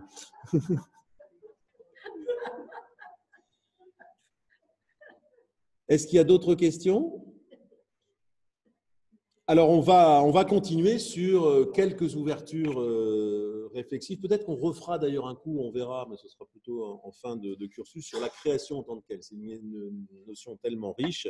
Ce qui justifie bien sûr le fait qu'on va parler de la création ici, c'est le fait que Rosh Hashanah est le jour de la création de l'homme. Ceci dit, on va en parler de la création en général, la création du monde, et puis on verra à peu près après ce que les rabbins ont à dire plus précisément de la création humaine. Donc, quelques faits généraux. La création, c'est bizarre dans la Bible. Yeshayahu Leibovitz, que j'aime tant à citer, vous savez, le prophète en colère, comme on l'appelait les Israéliens, mort depuis une petite vingtaine d'années, mais cette voix immense de la société israélienne et de l'exégèse traditionnelle en particulier, faisait cette remarque que la création, qui pourrait être considérée comme même l'événement majeur de la Bible, c'est 34 versets, et que la construction du tabernacle, c'est plus de 400 versets sur 5 ou 6 parachutes. Donc déjà, ça nous donne une idée que la Bible n'est pas tellement un livre de cosmologie, de cosmogonie, où on nous raconte comment Ce qui intéresse la Bible, c'est pas tellement de nous raconter la création du monde, là où le créationnisme fait double erreur, en quelque sorte. Comme le dit le Zohar sur la lecture juive, ce qui intéresse, elle dit, il ne s'agit pas de « Lesaper sipurim be'alma ou milin de itialde ». La Bible, ce n'est pas une gentille histoire qui nous raconte des histoires en l'air comme ça, et des mots de itialde, des mots de elle est née. Il est né, on n'est pas le divin enfant, mais il est né le divin monde. Ce n'est pas du tout ça qu'il s'agit. C'est le livre des devoirs de l'homme qui découlent, et là, les Boris le dit souvent, les devoirs de l'homme qui découlent de sa conscience, il est libre de l'avoir ou pas, de se situer devant plus grand que lui, devant Dieu. À partir du moment où il y a cette reconnaissance, la Bible est là pour organiser les choses, formaliser cette situation première de reconnaissance, qu'on peut appeler aussi cette situation légale, normative. L'homme reconnaît qu'il doit un certain nombre de choses à son créateur, il s'ensuit un certain nombre de comportements, d'obligations, on pourrait dire. Encore une fois, ce sont des obligations volontaires, quelque part. Mais c'est ça que nous raconte la Bible. Et dans cette dissymétrie entre les 34 versets consacrés à la création du monde et les plus de 400 consacrés au tabernacle, ça nous pose des choses. Sur le mot créer lui-même, on avait déjà vu ça, le mot bara, Bereshit, bara, Elohim, et Hashamayim, et Haaretz, c'est le premier verset de la Bible. Bereshit, qu'on traduit mal par au commencement, on va revenir là-dessus, a créé Dieu les cieux et la terre. Le mot bara, en général, est uniquement réservé à Dieu, comme une activité que l'homme ne peut pas s'arroger. Alors on dira plus tard, c'est la création yesh me'ain, la création ex nihilo, on dirait la création de il y a à partir de rien. En fait, on va voir, je vais revenir aussi là-dessus, on va voir que ça c'est une notion construite par la philosophie médiévale. Mais de fait, elle va nous servir aussi à exprimer la différence de conception qu'il pouvait y avoir vis-à-vis du cosmos grec, par exemple. C'est vrai qu'évidemment, les deux visions ne sont pas du tout les mêmes. Le rapport entre la création et le créé est disjoint. Souvent, cette image est prise par les Bibles et par les rabbins, c'est l'image du potier. Quand on crée au sens du monde, au sens mondain, quand l'homme crée, l'homme est relié à sa création pendant l'acte de création. Le potier qui crée, il est relié à la matière, à son acte, etc. Mais une fois que la création a eu lieu, les deux mènent une existence séparée. Le potier et le pot mènent une existence séparée. Le potier peut très bien mourir et le pot, lui, continuer à vivre plus de 500 ans et se transmettre. Le pot peut se casser la seconde d'après et le potier demeurer vivant. Il y a un disjointement entre le créé et le créateur. Évidemment, l'idée de bara, ce n'est pas celle-là. C'est l'idée d'un lien permanent, on appelle la transcendance, mais encore une fois, une transcendance active en quelque sorte, à savoir Dieu est au-delà du monde, mais il reste lié en tout cas à ce monde, et c'est la particularité évidemment de cette notion de bara par rapport à l'asot, le faire, ou litzor, yetzer, le former au sens humain, en première approximation. Alors, cette histoire de commencement, elle est terriblement difficile à penser, elle est sans doute impossible à penser. Comment penser le commencement ? Il y a de nombreuses pages philosophiques sur, oui, mais si le commencement a eu lieu dans le temps, ça veut dire que le temps existait déjà, donc ce n'est pas un vrai commencement. Donc, oui, non, mais alors la création, ce serait en même temps la création du temps aussi. Bon, tout ça, on s'embrouille très, très facilement. C'est sûr que les mots ici nous permettent de parler, mais pas nécessairement de penser ce que l'on dit. En tout cas, les sages disent il ne faut pas interpréter, évidemment c'est notre tropisme immédiat, il ne faut pas interpréter ce Bereshit bara Elohim, au commencement Dieu créa, comme une notion temporelle. Si on pose la question comment Dieu a créé, le Bereshit n'a pas une valeur temporelle au sens où on dirait par exemple à 6h15 Dieu a créé le monde. Au début, au commencement, Dieu a créé le monde, ce n'est pas la réponse à une question de nature temporelle. Comment, à quelle heure ou comment Dieu a créé le monde ? Bereshit, au départ, il y a un instant zéro. C'est plutôt une modalité. Il a créé il a créé le monde par commencement. Il aurait pu le créer autrement. Il a créé un contenu, il a créé un monde qui a une valeur de commencement. Donc il ne faut pas chercher nécessairement... on ne pointe pas ici l'idée d'un temps zéro à partir duquel les choses commencent. Ce n'est pas une notion historique. Encore une fois, ce n'est pas une information que l'on délivre. C'était un peu ça la pensée du Zohar. On n'est pas en train de vous livrer une information sur la manière dont a été créé le monde et au passage à quelle heure et sous quelle arche. Voilà. Mais c'est par commencement que Dieu a créé les choses. C'est par volonté en quelque sorte. C'est par projet. Les choses ont un commencement. Ne me demande pas comment et à quelle heure est ce commencement, etc. Mais sache que les choses ont un commencement et que ce commencement connote l'idée que les choses ont à se développer parce qu'elles correspondent à un désir, elles correspondent à un bien, à quelque chose de bien qui ne nous est pas révélé encore, mais ça c'est dans la séquence de la Genèse où on dit à chaque jour de création que Dieu vit le monde et c'était bien. Et le 6e jour, il dit même que c'est très bien la création de l'homme. Maïmonide est le premier à s'interroger, il nous dit mais qu'est-ce que c'est ce Tov ? C'est quoi ? le bien n'est pas définissable, on ne va pas donner un contenu précis, mais par contre, c'est l'idée qu'effectivement, cette création divine, issue d'une volonté, issue d'un désir de Dieu, est bonne. Il y a un projet. Une fois, on peut complètement s'insurger contre cette idée et s'éloigner du projet biblique, mais ce que nous dit la Bible, c'est qu'il y a un projet dans les choses et que tout le sens de la Bible, c'est nous, l'homme, de s'y relier, et c'est ça la notion d'alliance. La notion d'alliance, c'est le fait que j'accepte que les choses ont un projet, j'accepte qu'elles fassent partie de ma vie et j'accepte d'y participer et d'emmener ce monde vers un tikkun, vers une amélioration de ce bien qui est là. L'être et le bien. Il y a cette notion, souvent Rémi Brague en parle, mais dans la philosophie, de la convertibilité des notions fondamentales entre l'être et le bien.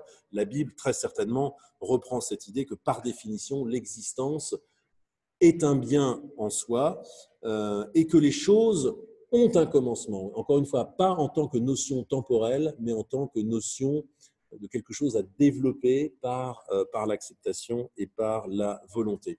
Alors là, c'est intéressant, ça va être très très cursif évidemment, et ça n'épuise pas la question, mais c'est intéressant de voir effectivement toute la différence avec peut-être la philosophie grecque qui, dans la notion de cosmos, avait l'idée d'une unité globale du monde, l'être en tant que structuré, et le cosmos étant où il y a du logos, où il y a de la raison. Ça tombe bien, chez l'homme aussi, il y a de la raison. Donc peut-être qu'à travers le langage raisonnable, on peut rendre compte du monde et donc établir une certaine adéquation.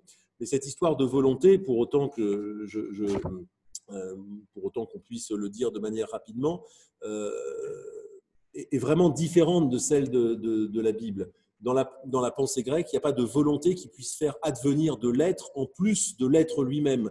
Il n'y a à vouloir que les choses qui existent.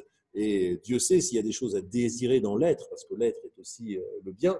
Platon dira que voilà, le bien est comme le soleil qui illumine les idées, et puis chez d'autres, donc évidemment qu'il y a un lien fort entre l'être et le bien, mais s'il y a quelque chose à vouloir, il est dans quelque chose qui est déjà là. Il y a de vouloir qu'au sein de l'être. L'idée que la volonté pourrait faire naître de l'être supplémentaire à ce qui est déjà est totalement étrangère à la pensée grecque et totalement, au contraire, fondatrice de la pensée juive. L'être ne se conçoit qu'en rapport avec un désir ou un appel d'être, une volonté, et c'est ça la notion de loi. S'il y a une grande leçon biblique, en fait, au-delà des choses qu'il y a à dire sur la séquence de la Genèse, c'est que la parole précède l'être.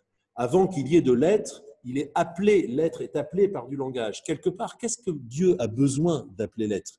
Il pourrait, si Dieu est souverain, il pourrait, dans la plénitude de son être et en grand silence, faire advenir les choses, et puis ça suffit. Qu'est-ce qu'il a besoin d'appeler les choses ? Donc cette chose nous dit qu'il y a de la parole avant de l'être, et que l'être, quelque part, ne comble jamais complètement cette parole. L'être s'essaye de rejoindre la plénitude de la parole. Et c'est la notion fondamentale de loi. S'il y a de la loi et que le judaïsme est devenu une religion essentiellement de la loi, c'est parce que la loi donne une forme à cette parole. C'est comme si l'être jugeait constamment en surplomb, d'aplomb, à la verticale de l'être, comme si la parole jugeait constamment l'être. C'est pour ça que le monde est un monde jugé, parce que le monde n'est jamais à la hauteur de ce que la parole appelle, mais toujours la parole précède l'être.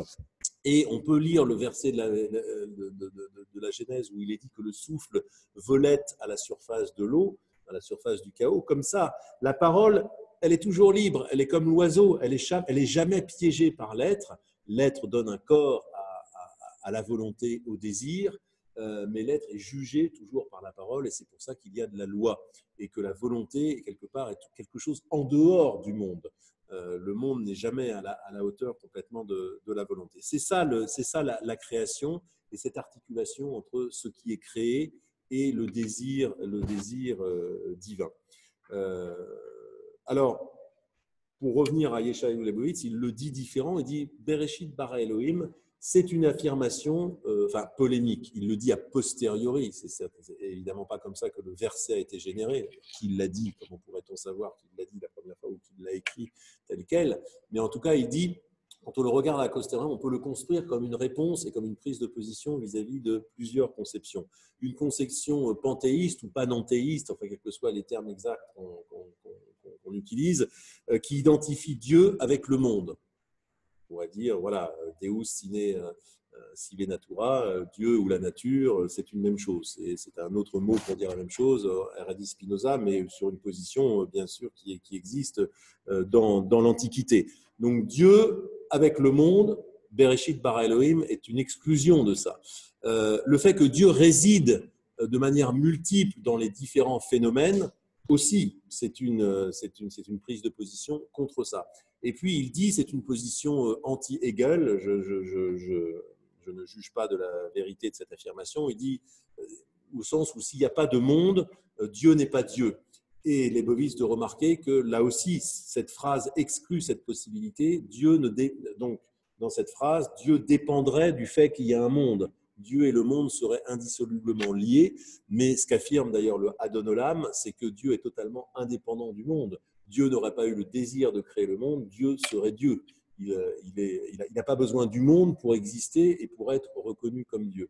Donc, Leibowitz reconstruit a posteriori la phrase et il dit contre l'idée que Dieu se confond avec le monde, contre l'idée que Dieu est dans la diversité des phénomènes, contre l'idée que Dieu dépend du monde et que s'il n'y avait pas de monde, il n'y aurait pas de Dieu, Bereshit bara Elohim, la phrase installe très clairement deux pôles d'existence, Dieu et le monde, un rapport absolument pas de nécessité entre les deux, un rapport de désir, un rapport de création, bara, donc cette notion, cette apax en quelque sorte, cette utilisation unique du terme.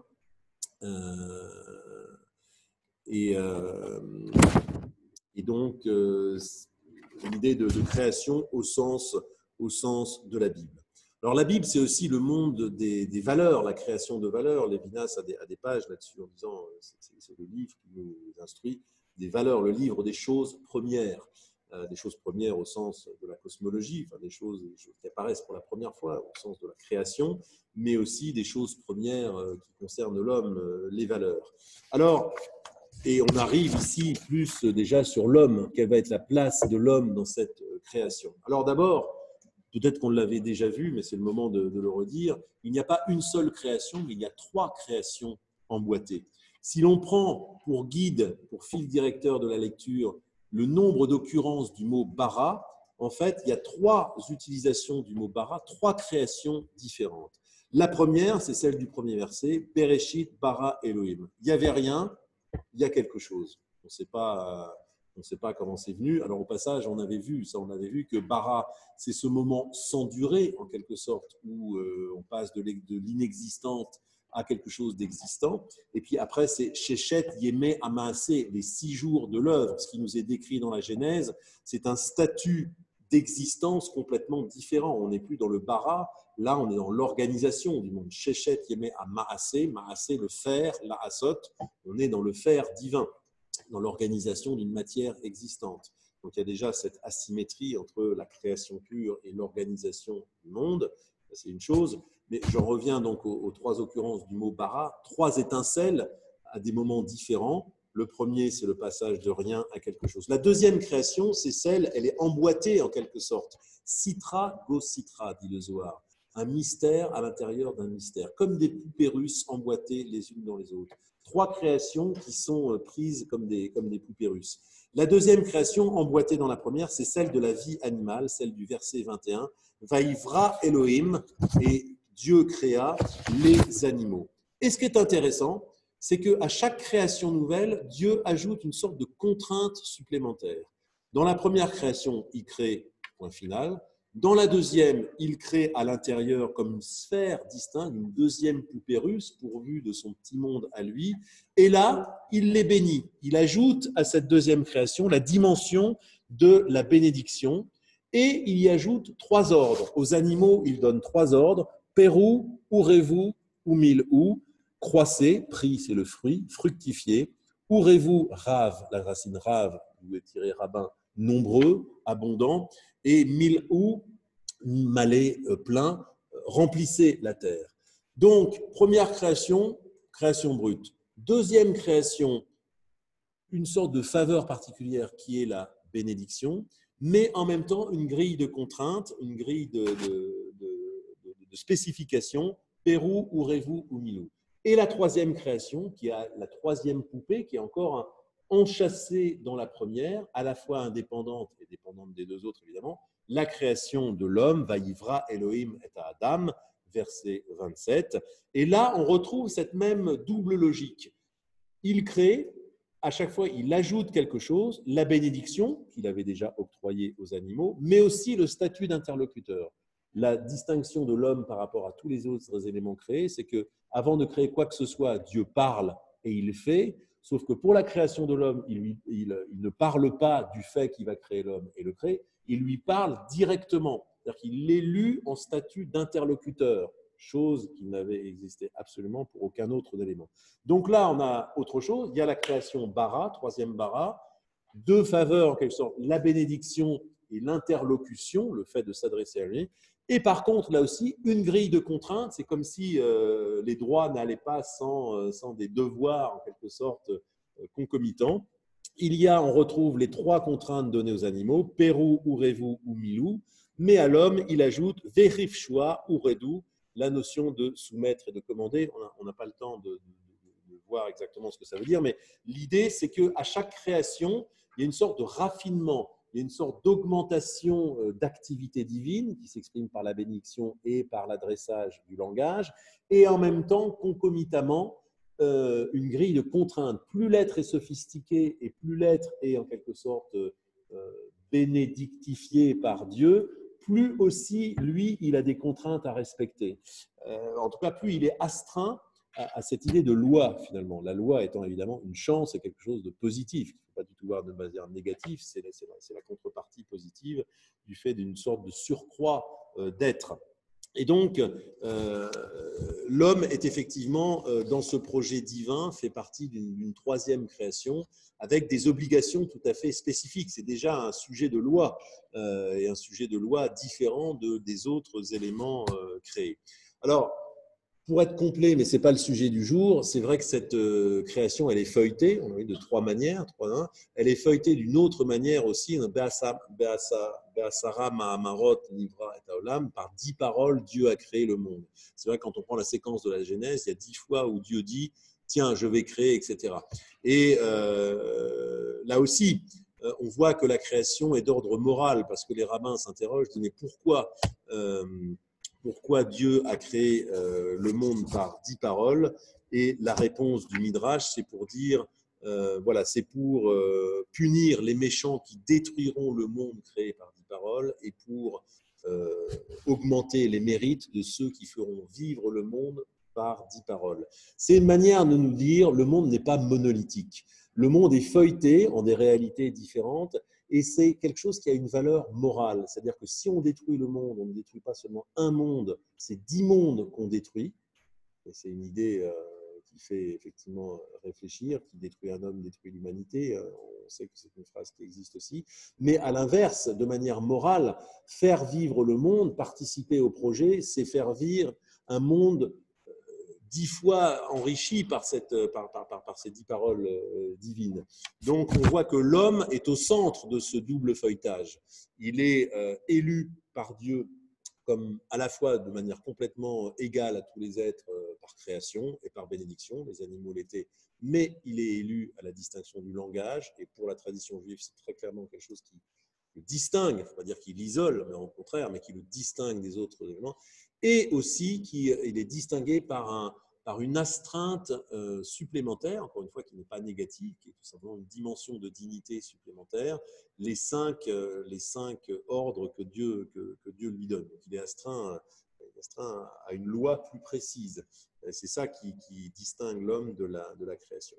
Un autre élément, bizarrement, alors il y a un théologien américain qui est assez intéressant, qui s'appelle Thomas Spangle, j'aurai la référence si vous êtes intéressé, qui fait remarquer, ce n'est pas le seul, il dit que la création ne constitue pas un cosmos, c'est un trait de l'ontologie biblique qui se dégage de toute la séquence de la Genèse, ne constitue pas un cosmos fixe, doté d'une nature. On sait combien la notion de nature dans la pensée grecque, là aussi, va va prendre de l'importance, la physis, dont on fait dériver, je ne sais pas si l'étymologie est exacte, mais la notion de croître, à savoir que les choses ont une nature, et si elles croissent selon une sorte de logique interne qui les fait, c'est la notion d'acte et de potentiel. Les choses sont en potentiel et elles deviennent en acte, mais elles ne deviennent en acte pas en zigzag, elles se développent simplement comme elles doivent se développer, et c'est ça la notion de nature. En téléchie ou par… voilà, elles deviennent ce qu'elles doivent quelque part devenir si les conditions sont réunies. Là encore une fois, dérivé de la notion biblique, basée plutôt sur la volonté, le désir et la rupture et la symétrie aussi de ce monde par rapport à celui qui l'a créé, il y a une ontologie en quelque sorte non fixiste. Les choses ne sont pas pourvues d'une nature. Alors oui, on nous dit Zera, Mazria, Zera, les plantes engendrent des plantes de la même espèce, les animaux sont de la même espèce, donc il y a des couloirs quand même. Une poule ne devient pas un arbre qui devient… Donc le monde est quand même balisé sur des lois, mais à l'intérieur de ces sphères, il y a une relative il y a un jeu, les créatures ont un jeu pour devenir ou pas ce qu'elles doivent ou pas. Enfin, il n'y a pas une loi téléologique qui fait que les choses doivent devenir ce qu'elles doivent, parce que Dieu est témoin de ça. Et ça, c'est une des fortes thématiques effectivement de la Teshuvah. Nous sommes pourvus d'une nature, il y a un minimum de lois qui nous fait fonctionner, mais le recours à Dieu, à la parole qui précède le monde, fait qu'on peut, dans une certaine mesure, orienter les choses différemment et on n'est jamais dans un déterminisme complet. Et ça aussi, c'est une des interprétations possibles de cette phrase que vous connaissez, qui est censée caractériser l'homme. L'homme a été créé Betselem Elohim, à l'image de Dieu.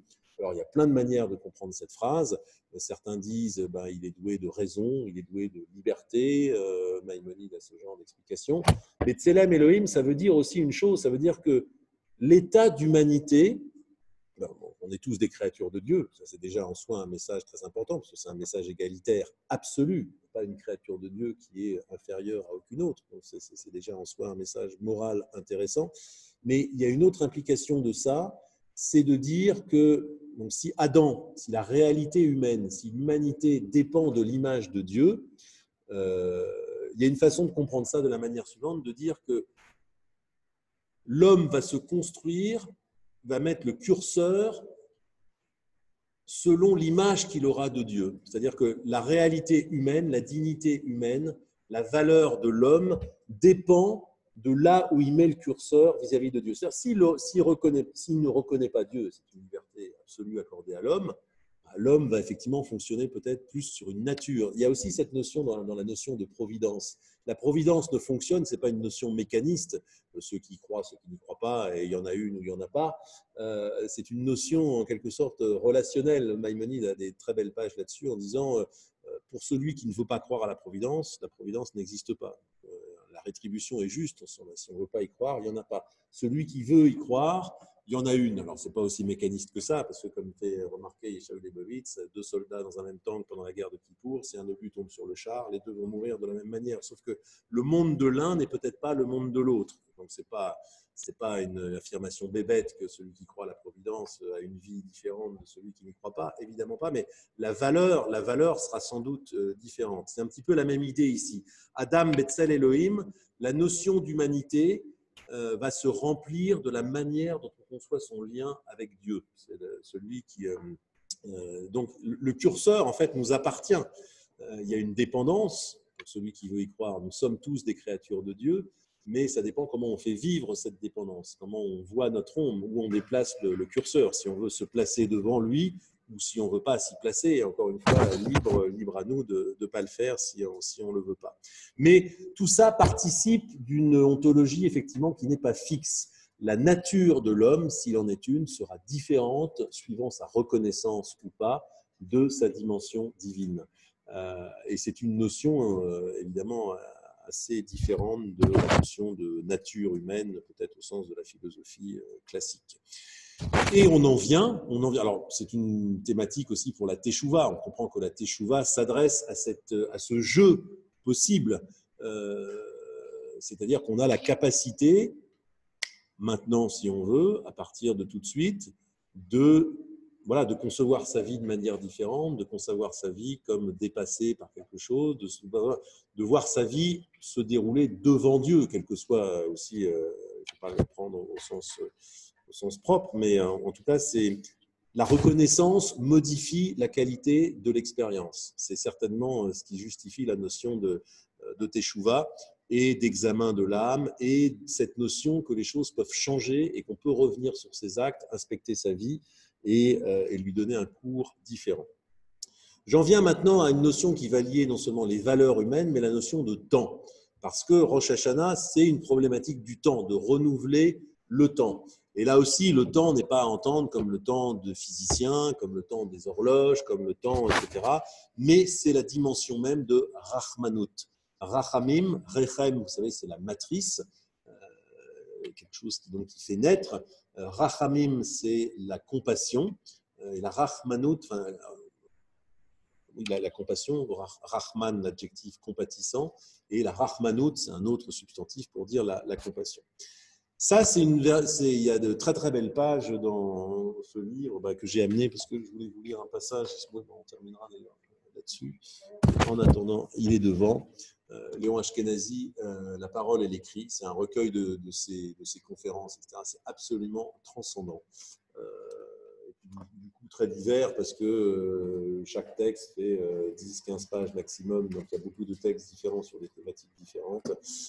Il développe cette très belle idée de manière admirable, en se basant sur un verset de la Genèse qui, justement, à l'issue du Gan Eden, fait que l'homme devient mortel.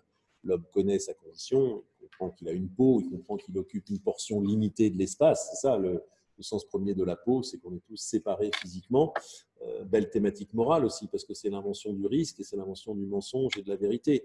L'être humain, Adam au Jardin d'Éden, était une espèce de plasma. Il était sous perfusion divine, il n'avait aucune autonomie, aucune donc prise de responsabilité. Rien de ce qu'il inscrivait dans le monde ne s'inscrivait. Un homme pourvu d'une peau, c'est désormais un homme réduit à une portion d'espace déterminée. Ma portion n'est pas la vôtre, donc des points de vue. Et puis, la naissance de la vie morale aussi, parce qu'à partir du moment où il y a une peau, il y a une intériorité et une extériorité. Je ne sais pas ce que vous pensez.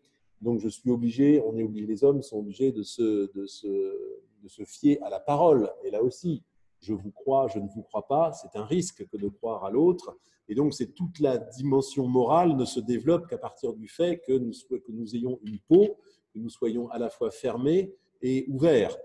Donc, c'est le Jardin d'Éden, dans ce sens, c'est une séquence de l'invention de la vie morale. En tout cas, c'est c'est une lecture en particulier parmi d'autres.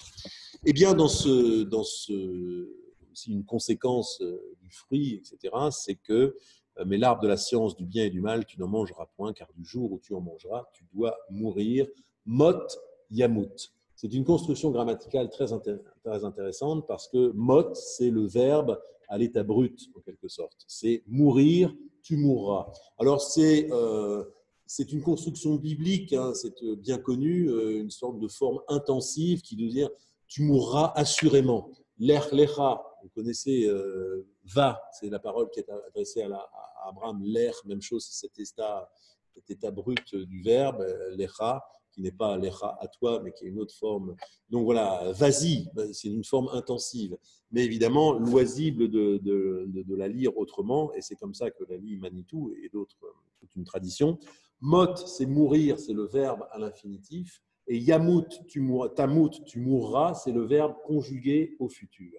Eh bien, dans cet accolement des deux dimensions verbales, des deux dimensions d'action, une action brute, pure, absolue, de ça, le jugement, c'est mourir. À la limite, on ne prend même pas la peine de conjuguer, ça veut pas mourir. Voilà ce qui t'attend. C'est ça le vrai jugement, c'est mourir.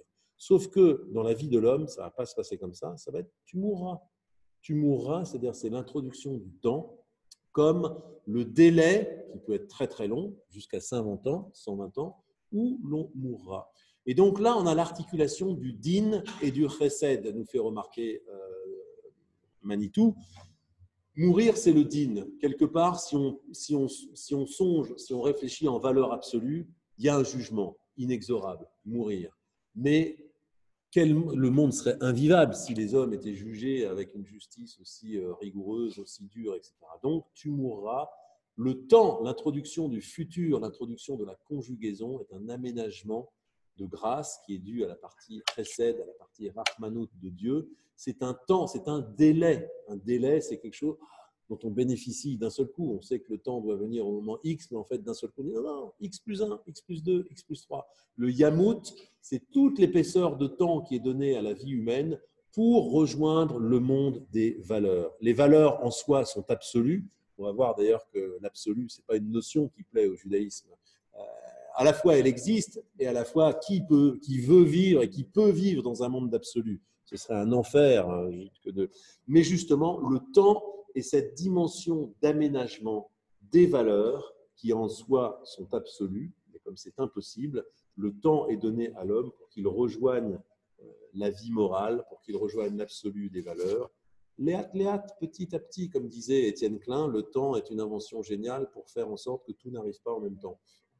C'est quelque part, je trouve que c'est une très belle boutade qui dit ça, qui dit cet aménagement, qui dit cette dimension de délai, cette dimension de grâce, cette dimension de générosité. Voilà, je te donne un stock, là, une dimension que tu ne connaissais pas, une sorte d'épaisseur à la vie humaine pour aménager la vie morale. En tout cas, le temps a une dimension morale dans le judaïsme et l'homme est au centre de ça, évidemment. Et avec le langage, quelque part, les deux choses qui lui sont données par rapport à toute autre créature, c'est cette dimension du temps, encore une fois, qui émane de la rachmanout de Dieu, et la dimension du langage, qui est un vecteur de construction morale aussi distinct. En tout cas, la tradition le pense ainsi.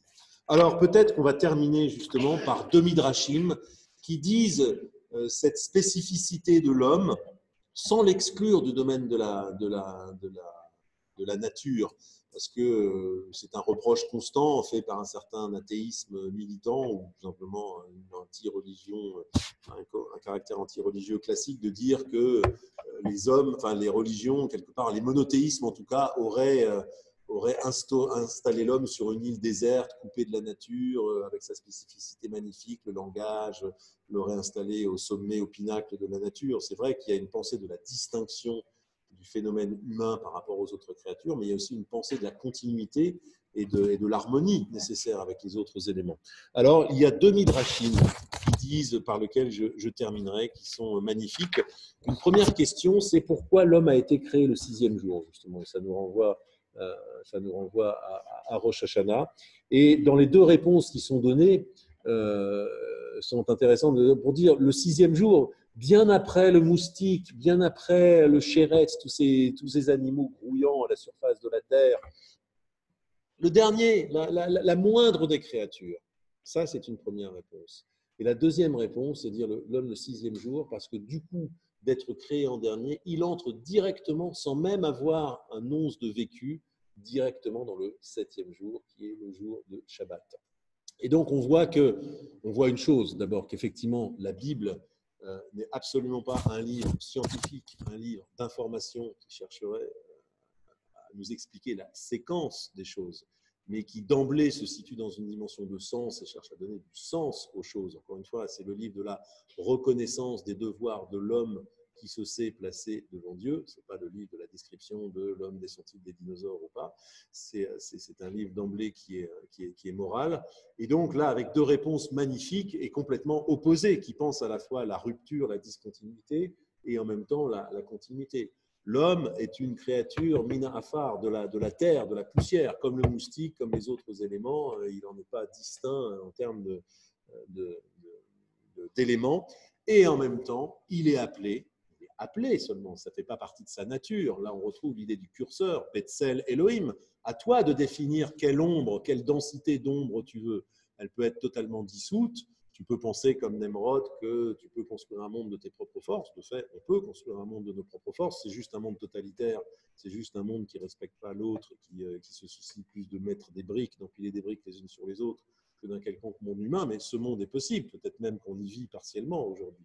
Et donc, il y a cette possibilité. Et puis, il y a cette possibilité d'être appelé à la dimension du Shabbat, à la dimension d'une anticipation du monde à venir.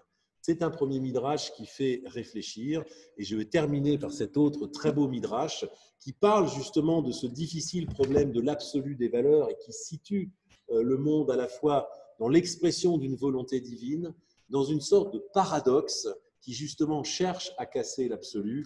Un midrash absolument magnifique que vous trouverez d'ailleurs dans Léon Ashkenazi, La parole et l'écrit, le tome 1, dans une conférence, un article qui est publié dans Targum en 1955 qui s'appelle « Le sens humain de la durée selon le midrash », où il parle d'ailleurs de ce mot Yamut.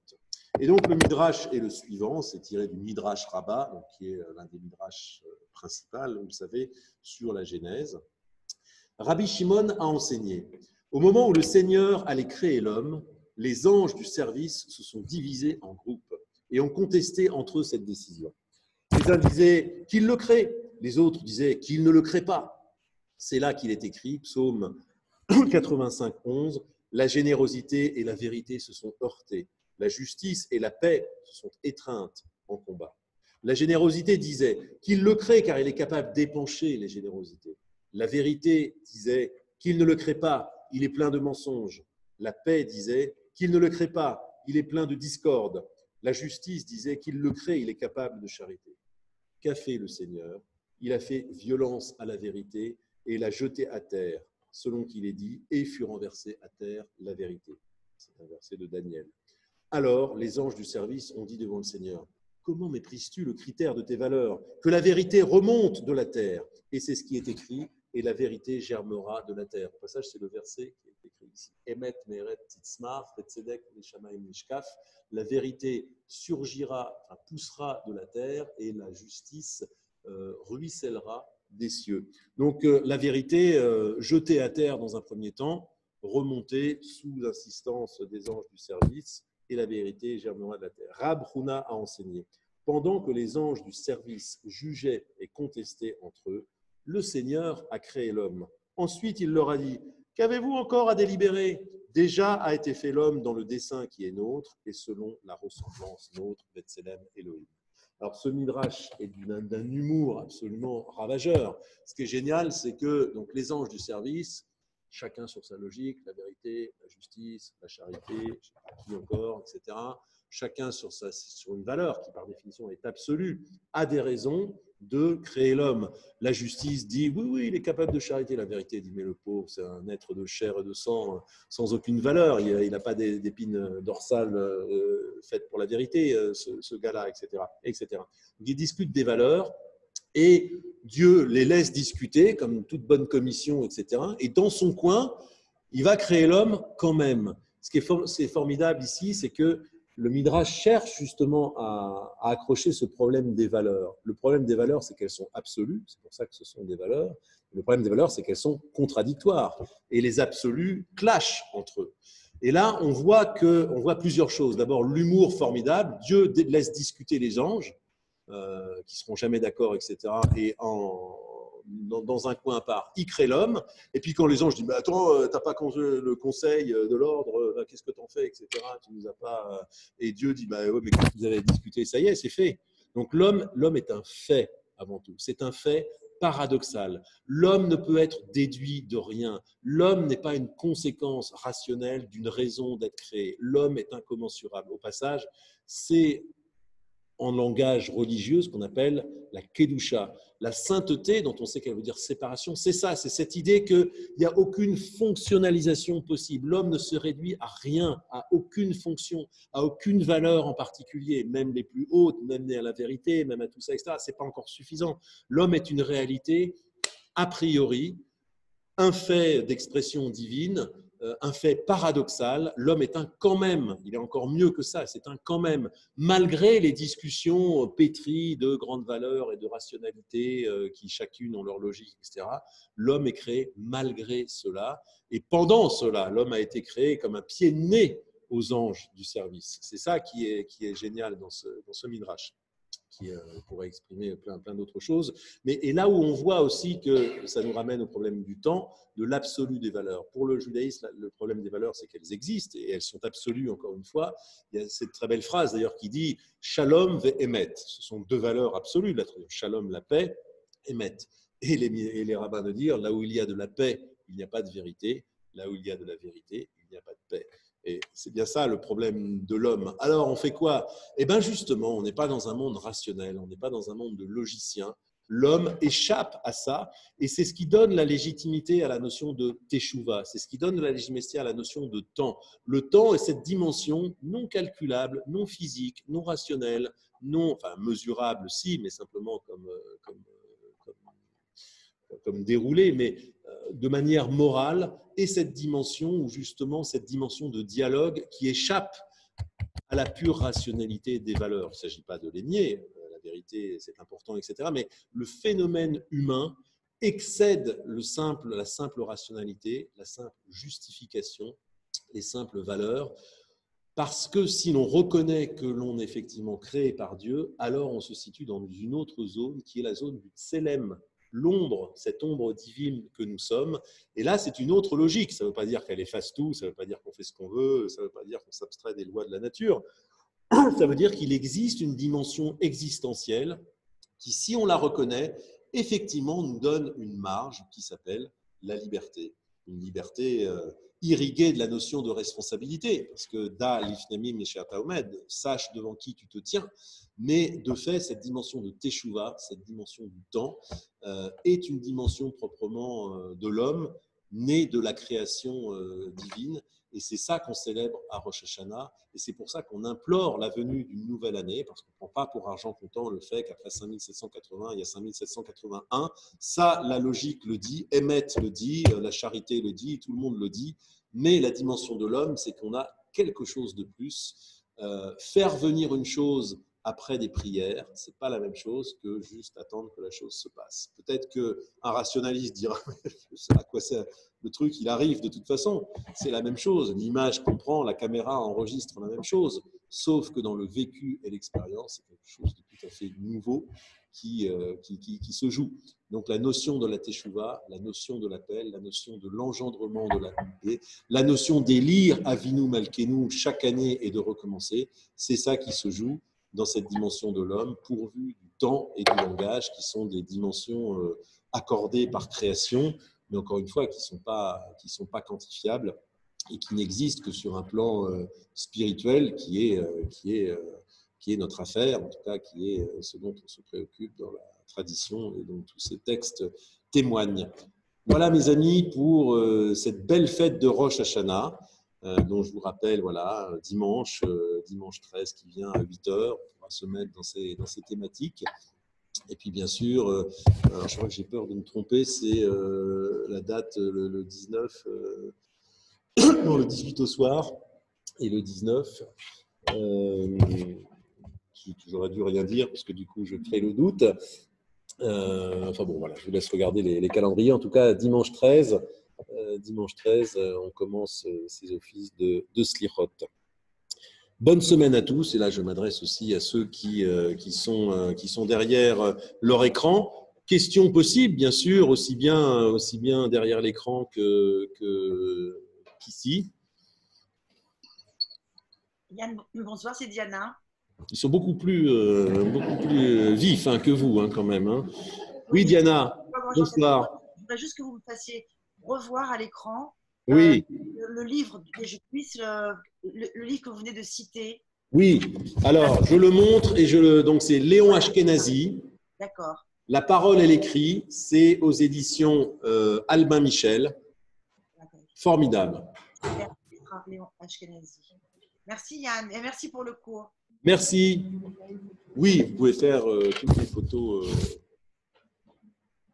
que vous souhaitez.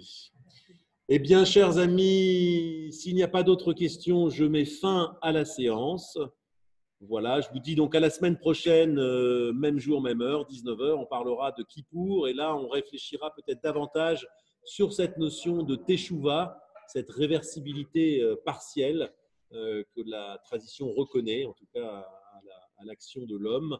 Et je vous souhaite une bonne semaine d'ici là. À bientôt. Merci, bonne semaine. Merci, bonne semaine. Merci beaucoup.